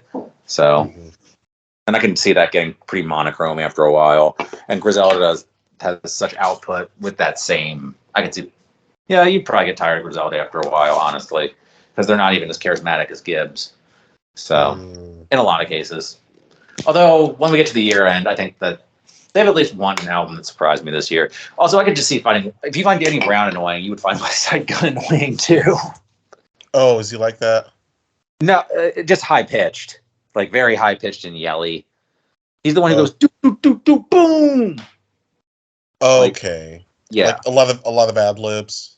A lot of ad-libs. Sometimes he has at least one song where he says, I don't even need to rap, and then he just does ad-libs. That's his feature. Oh, God. I don't know whether that's funny or obnoxious. I think it's hilarious. I think it's great. I can see why I can see why that would be funny. So, I don't know. Maybe I'll listen to God Doesn't Make Mistakes or whatever that Conway album's called. That's a good one to start with him, actually, because that's his. I mean, you could say it's more glossy than their other stuff, but it's probably his most conceptual, and like he's not rapping about coke on that. I would say there's some stuff on there that's pretty intense. T.I. feature sucks. Yeah, it's a T.I. man. Speaking of not needing how to rap, we didn't ever get back to the A$AP Rocky feature on this album, where he lazily forgets how Dr. Seuss goes. I'll say this. I didn't the A$AP. I was kind of whatever. Like when I first heard that, I was thinking, I don't know about this verse. It grew on me a little bit. It's not the best verse there, but I didn't hate it. It's my least favorite verse on the album. This came out around the same time as Your Old Drew's Yodney Dangerfield. Great album, a great EP, by the way. I think it's rather underrated. And that has. Oh, I just thought the name of the album. Yodney Dangerfield. I mean, it gets no regard, no esteem either. And on that one, there's an unbilled feature by Himanshu Heems from Das Racist, and it's just him telling really, really bad. It's on a track called The Simpsons, and the feature is him just telling really bad jokes. The punchline is somebody named Simpson, and that came out the same day as this album, and I thought his verse and why can't I keep fucking pronouncing that? A$AP Rocky's verse were about the same level of just like him going on about his smartphone or his cell phone. It was really repetitive, and it just killed the vibe, especially because Doom's about to show up. So I mean, it's kind of what people like about him is that he's just vibey and funny, I guess, but Honestly, the features were the one big 50-50 miss for me. I really loved. I think Raekwon was a good fit. I thought Conway was great. Run the Jewels were fine. Like, I mean, they were hype. They fit the track well. Doom was amazing. Doom was my favorite feature. Doom was good, but it's a funny thing with me and Doom. Like, Doom is another one of those who he's a beloved artist who I don't hate like Danny Brown, but it's like his Doom's. I don't know, something about Doom's brilliance and the way that he rhymes. Like always goes over my head unless I'm looking it up, or like unless I'm looking up the lyrics. And that could be kind of frustrating because if I'm focusing on looking up the lyrics and catching everything, I'm not quite taking in the song. So a lot of the cool stuff that Doom says, like it kind of just goes over my head. Like it took me so fucking long to realize that Strange Ways on Mad Villainy was actually about. I thought it was just other random Doom shit for like 15 years. I mean, I think that's kind of what's. First of all, I understand your criticism because that's how I feel about Doom when he doesn't work. Is that, and a lot of later period Doom is like that, is it just feels rambling and like you're not getting something. Like it's a joke that everybody else is laughing at that you're not necessarily getting. You get that there's something there, but you can't grasp it, which can be kind of annoying. And sometimes I feel like there really is nothing there. Like when a bad Doom verses do exist. And I feel like there's Born Like This. Yeah, there are some on Born Like. I feel like you're a little hard on that album, but I feel like that's a good example of it. And some stuff on JJ Doom. There's stuff where he's just doing his shtick and coasting on his delivery, thinking that you'll either find it funnier than it actually is or read more into it than is actually there, I think. But I think that's what's great about Doom is when you get like something like when I got Strange Ways, like you see that in my Mad Villain review, as I said that, I think that's when I decided it's one of my top 5 favorite albums of all time. Mm-hmm. Like that moment when I was just like, we pray 4 times a day, they pray 5. Oh shit. Because before it really does just seem like it's just a bunch of unconnected nonsense, like a little unconnected punchlines. Nonsense also. And like just sort of comes out of nowhere after all the other songs where Doom's just doing, as far as I know, Doom's just doing kind of his thing. He does a really heavy song like that, just right in the middle of the album. And I think that's what gives it its real impact, is it's a sucker punch. Although Accordion's pretty sad. Like there's stuff in Accordion about mortality that kind of hits a lot. And the more I listen to it, there are like individual lines. But yeah, I understand what you're saying. And there's nothing that's like a unified concept like that that's speaking on something. Like America's Most Blunted certainly doesn't. I mean, it speaks on something, but not that. So the article. So have you finished it yet? Or are you still? Oh, but it kind of feels like it's. So. Yeah, it kind of feels like what it's saying is that all these. I think the article so far is that it's saying that all these conscious rappers that he loved, they're all a bunch of hypocrites because it's a lot of posturing. They have contradictory lyrics and they're supposed to be this, but they're on like a major label. Yeah, there's a lot of whining about the one thing about the article is, and again, I guess we're going to have to give it publicity not that Pitchfork needs publicity from a place much less famous than Pitchfork, is I guess we're gonna have KP link it in the description. It publicized. It does a lot of whining about this Most Def. Have you gotten them talking about the Most Def album in the museum yet? I'm at the part where he's talking about No Fear of Time. No, but there's like an album. He talks about seeing like there was I guess maybe he talks about it in the context of that. Never mind then, because he keeps talking about this Most Def album that was like in a Brooklyn art installation. I'm like, I really want to hear that. But I guess it's like a Wu-Tang Once Upon a Time in Shaolin situation where you can't hear it because it was just like for a one-time only exhibition or something. Like what they wanted. Oh yeah, that album that what's his name that shit had ended up buying. Yeah, the pharmacy guy. Skrelly. Apparently, Skrelly guy. Yeah, that guy. Update on that. Apparently, some crypto people bought it from him, which is cool. Lovely. Yeah. Great world we live in. But apparently there's some you'll get to it in the article, but I guess some Most Def thing that he did with the December 99th guy, I guess, or it sounds like that, either it was from the same sessions, was played exclusively in some art installation in Bed-Stuy, I believe. and you had to put on headphones and you had to surrender your cell phones, or I don't know. And it sounded really cool. Like, this article's doing all this whining, and all I got out of its thesis was, I really wish I could find that Mos Def album. So shout out to the listeners. If anybody has the Mos Def album you can only hear in a museum, please send it to me. Okay. I looked on SoulSeek for like an hour and I couldn't find it. You know, a lot of this article sounds like? It sounds like he got this idea in his head about what conscious rap is, or what it should be in his mind, that he, as when he was younger, he always thought it was, but because he notices maybe some contradictions or other things about some of these rappers that he's revisiting, he's now just denouncing them and all of it, which I think it's bullshit. I kind of hate when people do that with conscious rap. It's a very immature response. Say again? I think it's a very immature response.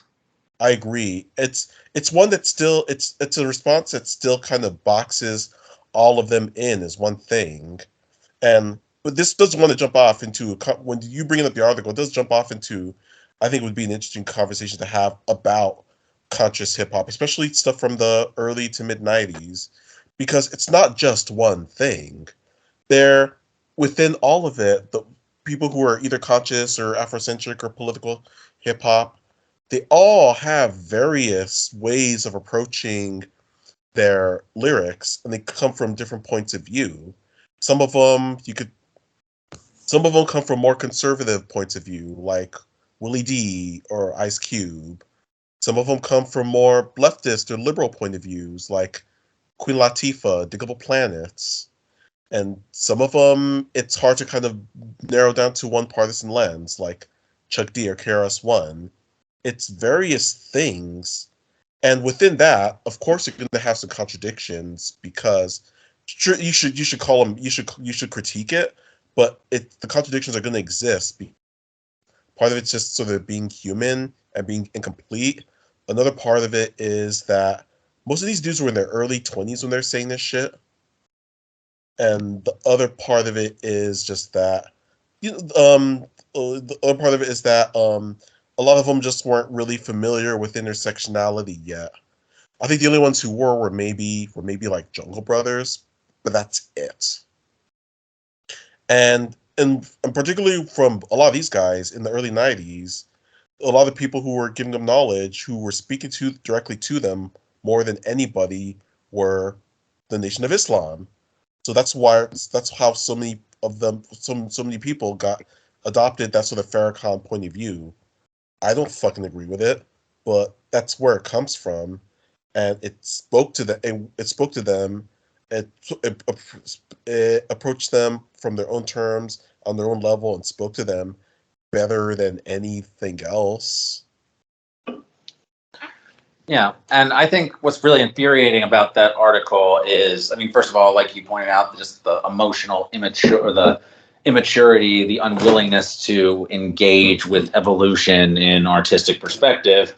And I think also I don't think you've gotten to the point yet where he talks about the actual music, because he doesn't really, it's on a very superficial level. Like, I think one of the things that's part of the reason I wanted to bring the article up is that, I mean, it's arguing basically for nothing less than that conscious rap is irrelevant anymore. I mean, and we're going to put aside whether or not conscious rap is a good term or a bad term or a necessary term. We're just going to accept it as the term we're using right now. Yeah, and it's always been a problematic term, and I do agree with like Yassine and Kwali's hatred of that term. Yeah, it's not. I personally don't think it's a good term. I mean, I don't know if backpack is an improvement on that either. No. Like, that's the fucking problem. And then you have underground. Like, I really don't want this to become the RYM genre pop, like, tag podcast, though. That is a nightmare. Like, we're already an RYM niche podcast. It can get worse. But the point is that that's what the article is arguing for, and I think that both the Thought album and the Black Star album, and to a lesser extent the Kendrick album, and partially for the reasons that I don't like the Kendrick album, argue all convincingly against it, because they are nuanced, because they are different, because they're contradictions almost, because they are willing to engage. The Black Star album musically sounds nothing like what they did 20 years ago, and that's why it's fucking great. It's a Mad Lib album. It's a Stone's Throw album. They sound nothing like they did, and people shouldn't have been fucking complaining. I mean, I guess just you're right. You can complain about what you want, I guess, but that's why it sounds great to me. Like, I mean, yeah. From my point of view, I was listening. I wasn't expecting them to. I wasn't expecting them to redo the 1998 album because that was just asking for disappointment. And I know Yassine and Kweli well enough to know that they're just in very different places than they were back then. They're in their 40s, and they're both kind of moving. They're kind of in a spot where they're moving away from music anyway, and so it's just going to sound different. And at first I was kind of like my first listen, I was kind of underwhelmed by No Fear of Time, but then it grew on me big time. It had really good replay value, and it's easy to just listen to over and over again because it's a short album. It's only 30 minutes, 9 songs. Right. It's got great. I think the songs are really well constructed. I think the album is really well constructed for something that doesn't really adhere to traditional song structure at all, like verse song structure, or like the overall way that the album is laid out. I mean, it's 9 songs, but a lot like you have long songs intermingled with short songs. Like the last 2 songs are about a third of the album, if not more, in terms of length. First song's 5, and just the way it plays with structure is very mid-2000s Stones Throw, which they've both been playing with that since. Like most did Yassine did the Ecstatic, Kweli did a lot of Man Living Oh No on there. So, but the point is they're not musically stagnant, and if they're having the same conversations about like white supremacy and capitalism, then maybe fucking white supremacy and capitalism have not gone away. Yeah, because they've gotten worse. Kweli was talking about Proud Boys running for Congress. That's a thing that's happening right now. Yeah, so maybe that's the issue. Maybe the issue about them having the same conversation isn't that they're having the same conversation. It's that the same topics are necessitating the same conversation. Yeah, like which rapper is it that had a line like that? He had a line that said you keep talking about the same shit, but he said shit hasn't changed. Who was that again? It sounds like Jay-Z, but somebody I can't remember. But yeah, I mean, I agree with your point. Like the thesis, at least. I mean, that the piece, whatever long form line arrives at about like Black Star album. I don't know if it's what his ultimate conclusion is about conscious rap, quote unquote. Although it might as well be like because that's how it feels about it, and it's like. And I think the Kendrick album, like as you outlined in your review, is very nuanced and complicated, and I think sometimes to a fault in terms about and religious themes, and just sometimes to the detriment of the songs and the way the songs whine on and on. But still, it's tackling things in a way that's building off his previous work lyrically and issues that are. Those are not the same issue. That is, in a lot of ways, that is not the same conversation in terms of what he's talking about, and like marriage fidelity and mental health and stuff. Oh yeah, oh no, especially like with those are new. Especially with him trying to kill the savior aspect within them, because that was something that he embraced on every single album before that, except for maybe Damn. He's starting to walk away from it with Feel, but this one really goes into it. And like I thought of it as it's him. He's traumatized and he's dealing with trauma, and it's like a therapy session. And recovery is fucking messy. You're gonna say some things you're gonna look back on and be kind of embarrassed about. You're gonna do some things you're gonna look back on and feel kind of embarrassed about. And yeah, within this recovery process for Kendrick, there's a lot of embarrassing and ugly stuff in it. Like whether it's him whining about cancel culture or the Kodak Black stuff, but that's a part of the process, and that's how I took that.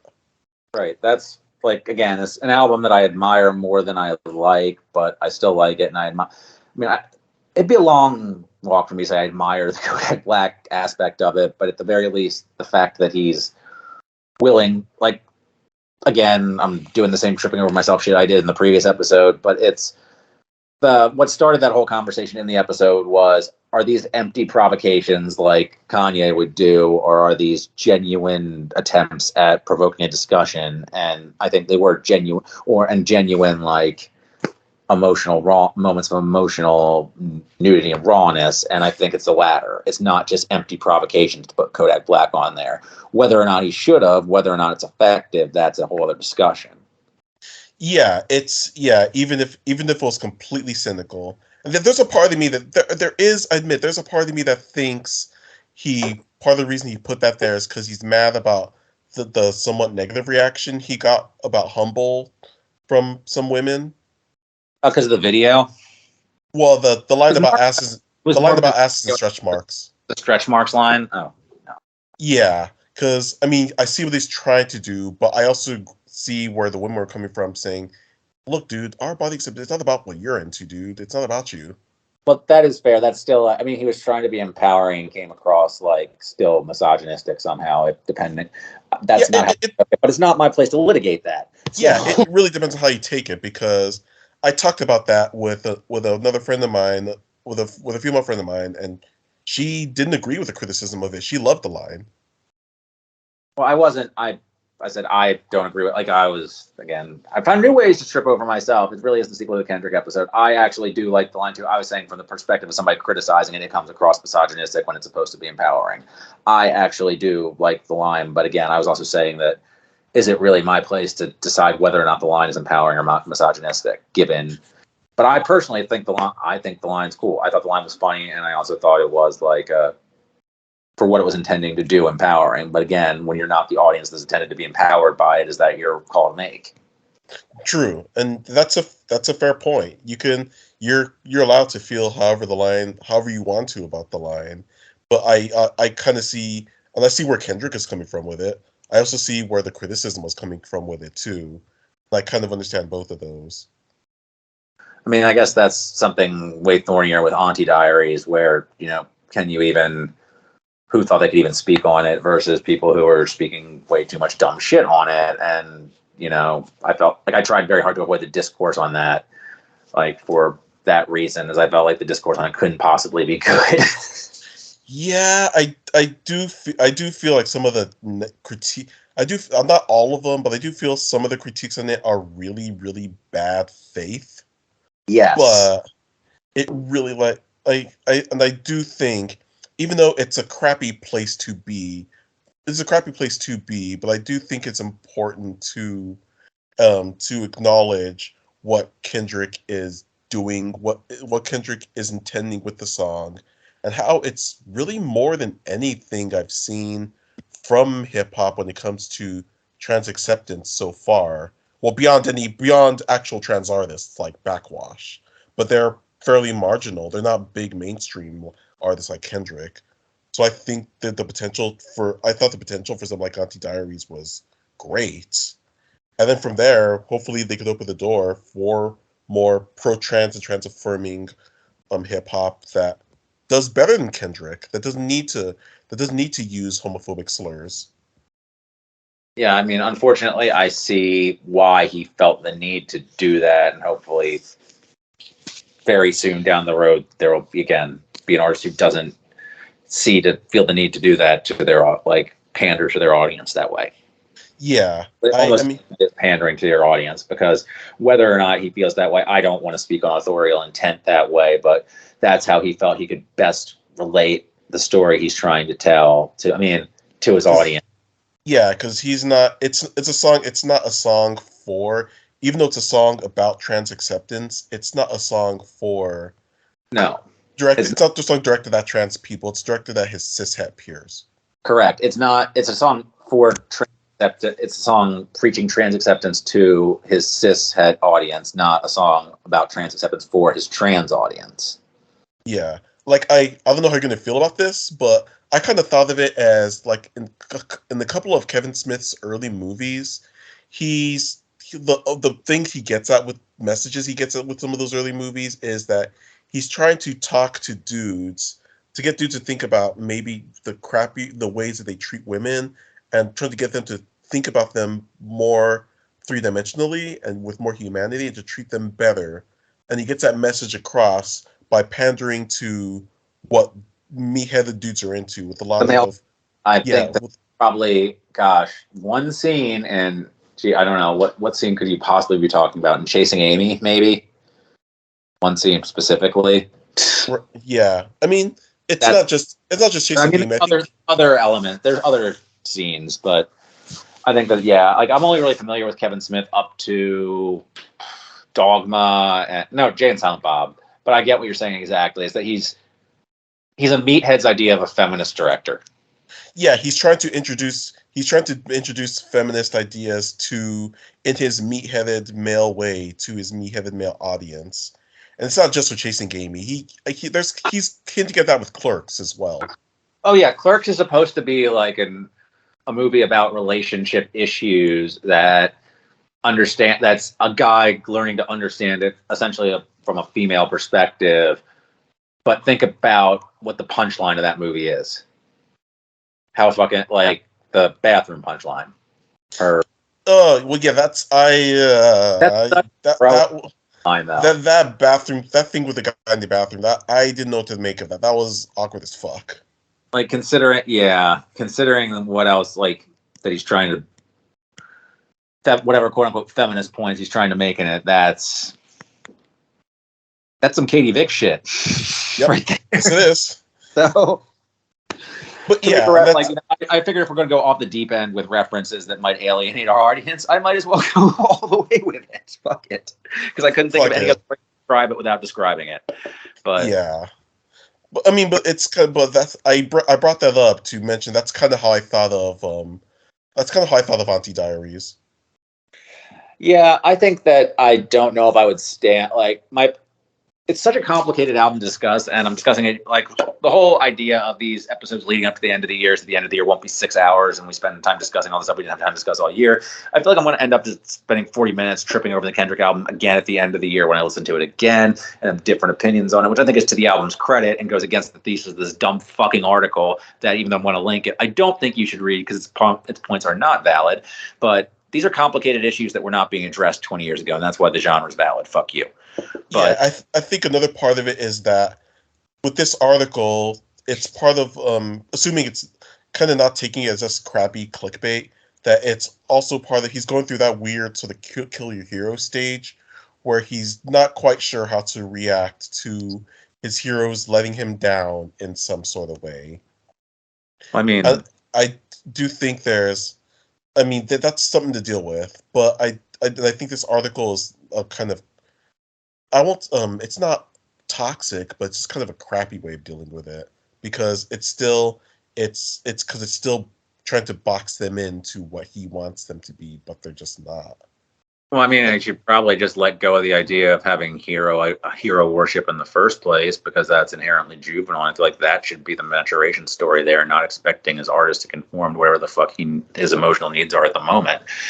But I get that sort of thing could be hard. Like me admitting what I did about Kweli earlier, about how his behavior is getting in the way, is kind of getting in the way of his legacy these days. I wouldn't have been able to admit that maybe about 6 months ago. Or even like my favorite, it's hard for me to admit that my favorite hip hop producer is an anti-vax idiot. Pete Rock, get off Twitter. Yeah. Get off Twitter, dude. Bro. He was even beyond the anti-vax stuff. He was like sharing Kevin Samuels stuff. It's been fucking hard trying to grapple with that. I mean, so many, possibly even. Well, I think Quality's not allowed on Twitter anymore. Actually, I think he's been permanently. He's been banned. Oh, I mean, he was once again paving the way for Kanye. So, and I know that you rode with Kanye longer than I did. I did, and you just wish it wasn't to just be Candace Owens' fucking puppet. You just really wish that wasn't the fucking destination for a bunch of tired 5%. Like you were talking about how the Nation of Islam is how a lot of these dudes got pilled in the 90s shit. Mm-hmm. And it's sad watching the media coverage of people. Like I'm not going to act like I know a lot more than a lot of people, but it's pretty basic, like hip hop, 90s hip hop stuff that a lot of those dudes were into that. So it's not so much the Black Israelite aspect of it. Like that's just dumb lore that a lot of them are into. And he was way more mask off and embarrassing about it, that he was basically just conned into bailing out Candace Owens' husband's dumb fucking social media platform. Yep. But that's the end game here. He just got grifted. Like, yeah, and it's you hung out with Dame, dude. This guy hung out with Dame Dash. He should know what a transparent grift looks like. yeah, but another part of it is His that best G.O.Z. He should know what a transparent grift looks like. but he distanced himself from those guys a long time ago. And the part of it that's always been true about him from the very beginning is that he has always sought white acceptance and white autonomy, and that's partially that's leaning into that, because the end game is that if he thinks powerful white people are going to like him and grant him the same power that they have, it's not going to happen, but that's what he seems to think. It's all tied in with, like, and I don't know why I thought that this ever went away, was the pivot to the evangelical right. Like that. Yep.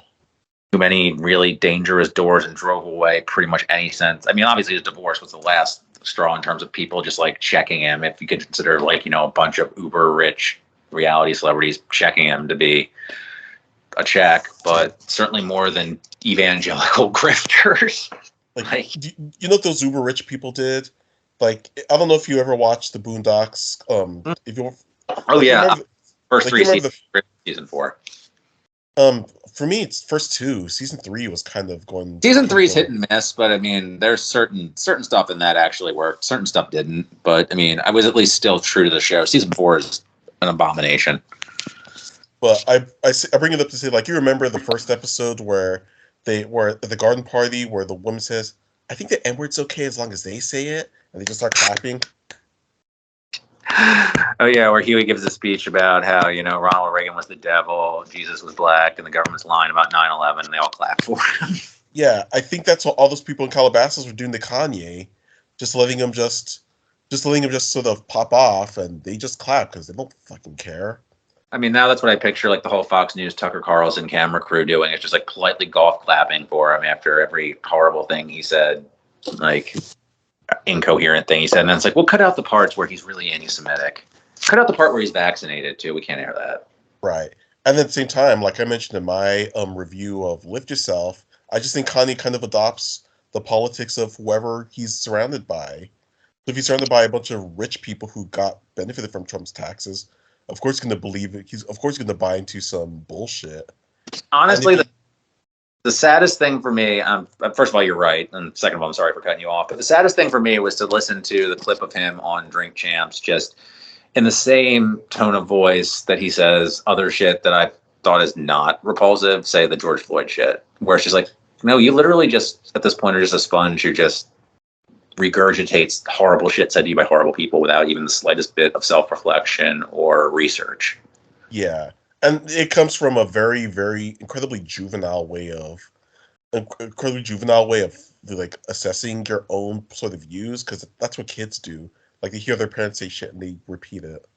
And part of it also comes from someone who doesn't fucking read. There's two things I want to mention here. Is one, it does remind you. It's good that you said that, or relevant that you said that about children, is because the podcast I listen to, Knowledge Fight, that like covers and mocks like InfoWars and Alex Jones stuff, is they played a clip once of this 5-year-old who called in InfoWars. It was the saddest thing ever. And because he just kept saying over and over that what he was scared of was Klaus Schwab playing his deadly mind games. And it was literally just, you could tell it was like this child who was repeating what his father had said over and over, which was repeating what Alex Jones had said. And it's like, that's how Kanye West sounds. Like a 5-year-old repeating what a dumb father repeating what Alex Jones says. Yeah, I remember like 15 years ago, there was some 14-year-old kid who made a speech at CPAC, and like talking all the sort of kind of Newt Gingrich era Republican talking points, and they thought he was brilliant because he could really articulate all this stuff, all those talking points pretty well. But then, and he was only 14 at the time. And that child, Ben Shapiro. No, it wasn't that. The kid, by the time the kid turned 17, he kind of realized, he kind of actually started thinking about his views, and he kind of realized that he's not even conservative. And he basically admitted that at the time, as a 14-year-old, he wasn't really thinking deeply about things. He just sort of repeated stuff he heard around him. And he was a kid from like rural Georgia, so he mostly just heard like talk radio all around him. Well, and the second thing I wanted to bring up about what's disappointing about the Kanye stuff is you're talking about how he's just like a very childish thinker, surface level thinker, repeating stuff. A podcast that I listened to, I think it was No More Girls on the Internet. It was one of the few, like every left podcast I listened to started covering the Kanye thing, even though I wanted to ignore it, because I wanted to ignore it. Once I heard it was going to be in Tucker, I was just like, this is tiresome. I can't anymore. I just fucking can't. Like, and you know how much I've like still been like, well, the music's still good, even when you're like, no, it isn't. Fuck you. No, fuck you.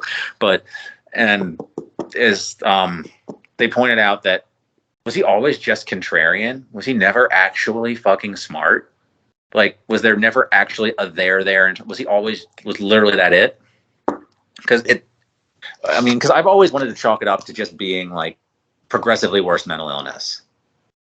But some of this stuff is just, I don't know. I don't think you can separate the two. His mental illness is spiraling. That is true. Well, I don't want to word of that, but still. And like, I don't know, I can't say how it is, but I think I can at least say with certainty that that's a part of it. And I also think it's him really, with whatever trauma's been in his life, he has not dealt with it. He just kept going. Right. There's been no process. Like, there's been no moment. There was one line of his during the 2018 episode, whatever, that was massive public breakdown, where he's like, I think it was the Charlemagne interview, which I cannot believe I listened to watched nearly 2 hours of Charlemagne, fuck that guy, interviewing Kanye West. But something about like, do you go to therapy? And he's like, the world is my therapist. No, it's not. No, it's not. Absolutely not. The world is not qualified to be your therapist, nor did we sign up for the job. Like, the world is why you need therapy. You wrote a song about it. It's called Lost in the World. You diagnosed yourself pretty well then. I don't know. Like, I mean, I do know what happened, but to a degree. So, yeah, that's... Yeah, the other thing I want to mention, along with the spiraling mental health and the not really dealing properly with trauma, and I don't know what drugs he does, but I think another part of it is that, yeah, I am starting to think his thinking always was superficial. It's just that he was around better influences back in 04 and 05. Maybe they could, if they stuck around, like particularly his mother, maybe they could have schooled him on some things. But as he became more of a pop star, he distanced himself from them and got around with and got closer to like Hollywood and people who don't give a fuck about any of that. Because you definitely just see a lack of depth in his consider a comparable lack of depth in his more recent just even looking at the music alone, and speaking as somebody who I think has listened to a lot more of it and enjoys a lot more of it than a lot of people compared to his earlier stuff. But then you look at his earlier stuff and you see a lot of the warning signs of stuff that would go wrong in his personal life later, let alone like his music later, let alone his personal life. So it's just kind of, I mean, I don't know if I believe all the alarmist stuff about, oh, he's always idolized Hitler and all that. I think the Hitler stuff's contrarian, by the way. I think he's getting that from West Side Gun. He's like, this dude named 9 mixtapes, 10 now, about Hitler. He's getting that from Candace Owens. Well, I mean, he's getting those. Well, that's true. She was the one infamously had the Hitler line before about, she was like, basically Hitler did nothing wrong except step out of his lane. Within German borders. Yeah. And then she had the very, well, she's getting so much of this from him. Like, I mean, he's getting so much of this from her. I'm sorry. Like, just verbatim points. And that's how I got that. Like, for somebody who is another good line from a recent podcast about, and I'm parroting a line, talking about some of my parroting lines, but it's like he and Trump have so much alike in terms of their people who forever platformed, who are constantly complaining about not being platformed, who are always who are people who trade on being free thinkers, who are just parroting what other people told them last. Oh yeah, that's just shitty rich guy shit. Like Joe Rogan's that way too. He's both that way and an enabler of people that way. It's just a big fucking Ouroboros of dumb rich guys whining about being canceled / deplatformed / people being after them. Uh-huh. It's just And then even And this is why we need conscious rap albums to call these people out. And that's why I get a little annoyed when Kendrick's also whining about being canceled in those albums. Although Black Thought does have a line. Well, he has a line about being canceled on this album, but it's like a nice double entendre about like really being canceled, which is like about like murder. So he's using it. Like I heard the line. I know the line talking about it's in saltwater, right. And I think it's more that he's sort of using. I think it's more him using sort of terminology and doing a double entendre with it. Like I don't like the term friend zone. I think that's a toxic way of viewing things. But Black Thought has a hilarious line in Money Making Jam Boys. Can't fuck with me, friend zone. That's probably the dumbest Black Thought album. Like if you consider it a Black Thought album, he's on more than half of it. I would, but it's like honestly, aside from Streams of Thought 1, is the best. I mean, it's the most mixtapey Black Thought album, not counting like the J period stuff. And I think that if anybody gets anything out of this episode, because I don't think I'm really going to change anyone's opinion on this album. I think everybody loves this album to begin with. Listen to the Money Making Jam Boys album, the Prestige Jam Boy Magic. That album is fucking fun as hell. Yeah. I will say, people are really I think people love this album even more than I do. Yeah, you see. It's like you've had nothing but positive things to say, more or less, but it seems like you said you're still on the fence about it overall. Yeah, like I don't know how much I love it if it's going to grow on me, and I think I'm starting to come to terms with that. I'm not going to like it more in Volume 2 because that's where I'm at right now. I was expecting, but looking at Richie Music, its average like rating is still 394. Yeah, it's like number 3 for the year. It's got some ridiculous rate. It's like on the year-end charts. I mean, I don't think it's going to be number 1 because hip-hop albums aren't necessarily number 1 for the year. Sometimes they get it after the fact, but like at this point with No Fear of Time, it had really high average rating too, but by this point, it dropped. This has not. I mean, I'm surprised No Fear of Time came out so strong because it seemed like there were a lot of people complaining about. Well, that's another thing about this album too that I'm glad the talking point died off about that. It was a big thing with you said you didn't hear is the single with No Gold Teeth and this is something that he really started playing towards on the on Volume 3 was the vocal mixing. Like people were complaining the quote unquote vocal mix. He was using filters. Like so what he's changing the way his voice sounds. I don't think it's a big deal, but that's RYM's favorite complaint about stuff, and people complain about the mixing on the Black Star album a lot. So I'm glad that complaint died away on this. And also, just real quick, hopefully I won't bitch about this on the year-end episode, because the Black Star album is most likely going to be on my top 10, is that the Black Star album is supposed to sound like that. It's a Mad Lib album. Haven't you ever heard a fucking Mad Lib album? Right. It's not, like, it was not poorly recorded. It's like you're listening to a Knowledge album, and you're like, it sounds low. No, a Dilla, whatever. It's intentional. So that'll bother me about that criticism. And Kweli did mention that like they're recording shit like in hotel rooms and shit. So it was recorded in an unorthodox way. True, but I feel like he also recorded Bandana on his iPad, or the beats were on his iPad, and Bandana sounds really clean compared to this. Oh yeah, it does. So I feel like that was, again, I think the biggest problem with No Fear of Time is that those two are being babies and how they're defending it. I don't think they need to defend it. I think they should have just stopped talking about it. Like, I don't think they're doing any. There was that weird Drink Champs interview too, where it's like it was like 3 hours long and they only aired 30 minutes of it where they talk about. 45 minutes. Yeah. Because they didn't want to air any of the stuff where they complained about the album, and now they're all in the press just complaining about the album. Like reception to the album, I should say.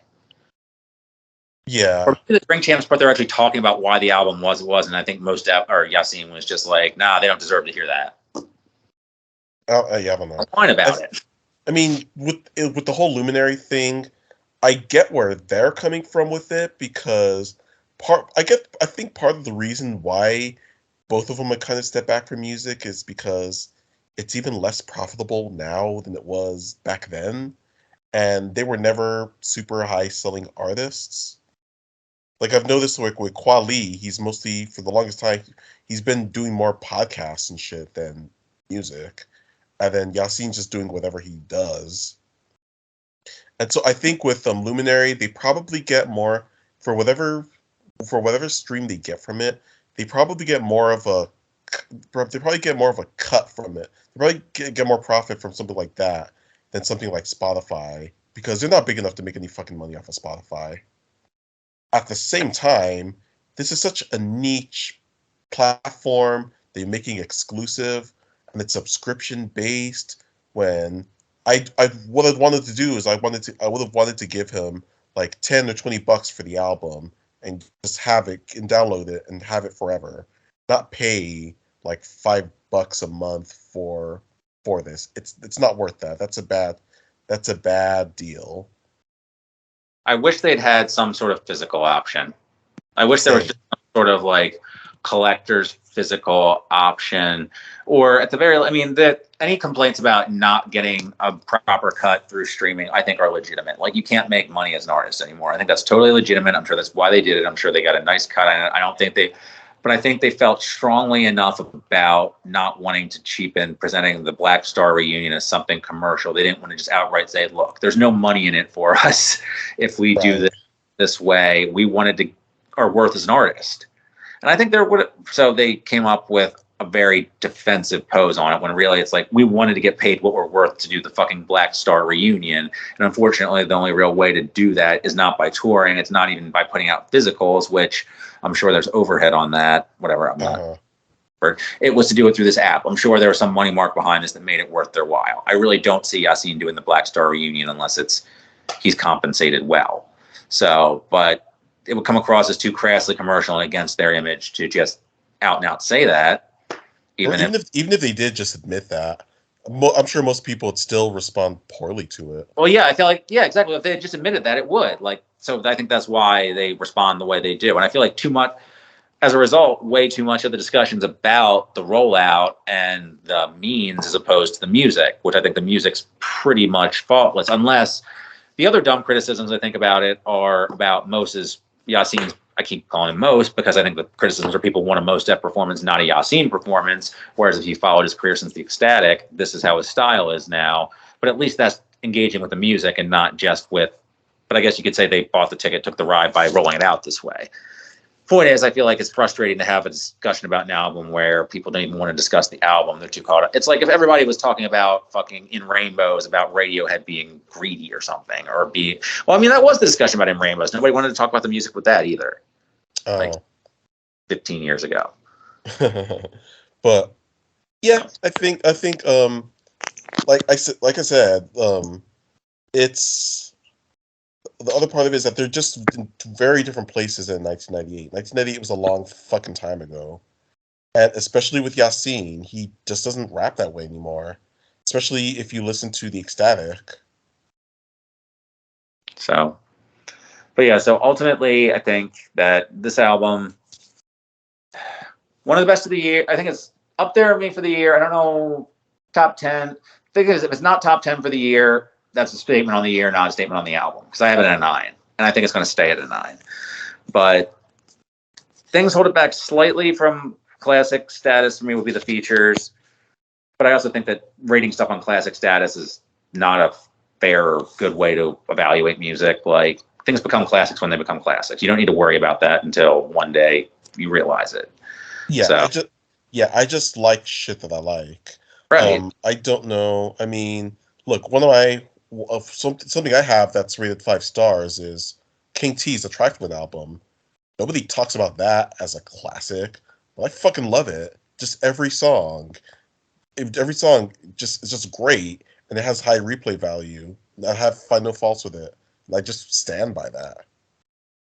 And I feel like this album is going to have that quality for a lot of, like, I feel like it was also important I feel like it's going to have that quality for a lot of listeners. I feel like it's also important for Thought to have made this album, because the Streams of Thought EPs, I feel, were really, really solid artistic statements that were great for the fans. Like, again, I think Volume 2, you could argue, was his best front-to-back rapping performance, period. But he wanted to make that, like, gold standard solo album defining statement. And in some ways, I think you could argue it's a bit fan servicey to have these features, to do it with Danger Mouse, like Danger Doom or whatever, to have Doom on it. But I think that it's executed so well that those faults don't really matter. Like, you can nitpick certain things like I did with the ASAP feature, but it's executed so well that I think it's going to stand the test of time, that it's like comfort food rap listening for me almost. To hear Black Thought rap this way over this sort of stuff. Yeah. And I feel like there's always going to be, like, again, fuck that Pitchfork piece, because I feel like there's always going to be a need for this. Unfortunately, in a lot of ways, there's always going to be a need for this type of music, like this type of incisive criticism music. And I think he's much better at delivering it in a way that's balanced. Like, that comes across as a criticism of the Kendrick and Black Star albums as not being bad. But I feel like there's been a wave of that music, a resurgence of that music coming out as a response to how fucked society is. And I think that in terms of that wave, Thought is probably the most approachable because he does it in the most traditional battle rap sort of style. I mean, I guess so, but I wouldn't want conscious rap to all be delivered in this way that Black Thought does. No, exactly. And that's why, I mean, we talked about that before, is that I was just saying in terms of the spectrum of it. Like, that's not supposed to be a criticism of the other ones. They're not doing it that way. Mm-hmm. It was just more that there's always, like, I feel like there's always a place for this sort of music, and that if you're into this sort of music, Thought proves that you can do it one way, whereas Kendrick and Black Star prove you can do it the other sort of ways, and that criticism of this type of music is outdated is unfortunately not relevant. Yeah, and then even some of the artists that he mentions that he has to, I guess, kind of kill. He brought up maybe some of the worst examples, but some of the other artists have changed for the better. Like A Tribe Called Quest, they're not homophobic anymore, and he put out one of the most homophobic songs ever. Yeah, the examples just don't hold. It's trying to hold culture and music in something that's more. It's kind of, it's holding it accountable to your holding it accountable for your inability to evolve. Yeah, it's holding them to the standards that you had about them when you were a starry-eyed kid. And I think this album is a testament to the ability to evolve while holding yourself to the standards of quality of the golden era that never exists. That the golden era is whenever you know what, like, fuck the golden era. The golden era is right now. It's. I think you're gonna come up with the old head shit and go in my outro. Because I was going to land on that, but I was like, God. That's like if I said that in front of Diction, he'd be like, well, actually. I mean, I'm kind of halfway. I'm gonna halfway do the well, actually. On one end, there is the golden era, like, as far as like a subjective point of view, yeah, it's arbitrary. For some people, it ended in 92, like with the rise of gangster rap. For some people, it ended in 95 after Illmatic. For some people, it ended in 96 once Tupac died. And for some people, it ended in 98 or so, like when. And for some people, it ended in the 2000s. And even like in fucking, I think in 1988, like Just Ice had a album called Back to the Old School. So that aspect of it is arbitrary. And I will say that even though there's a lot of stuff that's out these days that I don't understand, that's way past my capability, that I'm too old for, I do think there's this era and the 2010s has certainly been more inspired than the 2000s. On the other end, the more objective point of view I have about the golden era is that they are holding on to a time where hip-hop wasn't fully commercial, and it changes the way, it changes the influence. And that spoke to the way that the influence was, that the music was made and how it was influenced. And I see why that could be something for people who were around at the time miss. Yeah, I mean, it's complicated, but I feel like you're doing music a disservice if you're holding it to the standards of the past forever. And I feel like this album's a good testament to just holding yourself to the standards of quality of the past while not being slavishly adherent to. I feel like it's more progressive than. Oh fuck, man. I don't know. That article was stupid. It was, and even, that article was regression masquerading as maturation. Whereas I think that this album is progressive but comfortable. And I think that going to be a place for music with progressive values and comfortable sounds. Yeah, and even with other sort of conscious stuff, I think even though Black Thought has his own lane that he does and he does well, I don't even think that this is the only album this year that did that. Even beyond Black Star, the jury's out on Lupe's drill music and Zion, but it's good. I feel good because I like Lupe Fiasco again. Yeah, I mean, that would be, I didn't even bring that up because I wanted to keep this to a reasonable length, but I think there's something to be said about that in terms of the article too, and that sounds very contemporary to me, even though it has stuff on there. Like there's one track that's straight up like throwback jazz sounds almost. That's like track 7, I believe. Naima, that's my favorite song on that.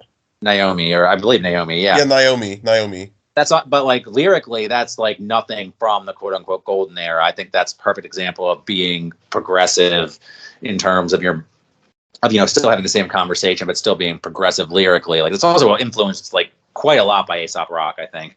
But I feel like that completely disproves that whole article's thesis 10 times over, and he would refuse to engage with it. Although I don't know if it came out by the time the article was written, but still, I love the album. I think that it improves on every listen for me. It's very complex. It's complex in a way that this one isn't, but that's not to say this album isn't complex. Like, because I think there are like lines with 2 or 3 separate meanings delivered in a very direct way. Like, again, that's what the point I was trying to make way back when about how he'll do a battle verse, then he has one reference that just kind of flips everything on your head and changes the context. So, but my whole point was that it's an old-fashioned, like it's almost an old-fashioned album, especially if you listen to the more popular episodes of this podcast, the type of stuff you might have listened to. This might seem like practically old man music, but I think it has just like a vibrancy to it and an energy that makes it very worthwhile. I came back to it a lot. I'd taken a break from it a little bit, but I listened to it again to be fresh for the episode, and it still sounds as fresh to me as ever. And that article really just pissed me off because it came out before this album came out, and this album immediately disproved its fucking thesis. That article really just pissed me off about the Black Star album. I didn't feel as strongly about the Kendrick album, and I just don't know how you can dismiss a whole fucking genre of music like that. And I'm glad that we're in a year where just album after album can come out that can disprove that thesis, because I mean, don't tell the person who wrote that article that Black Thought said a gay slur in Streams of Thought Volume 2. Or that most I think he did address that, but so G.O.Z,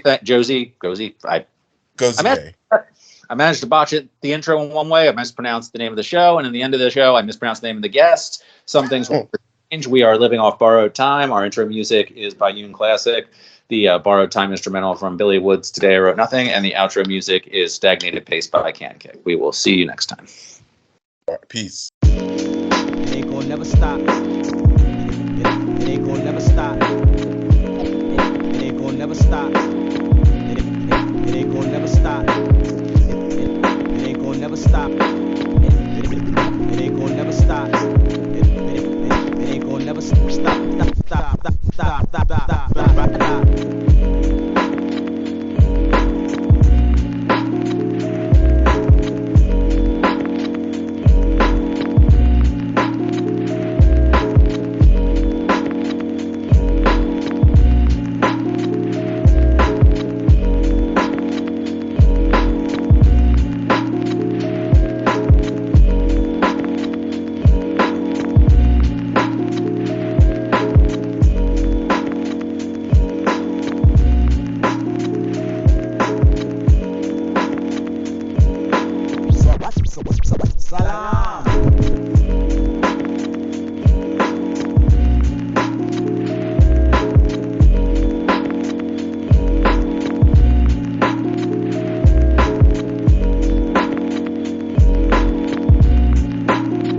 Time will tell.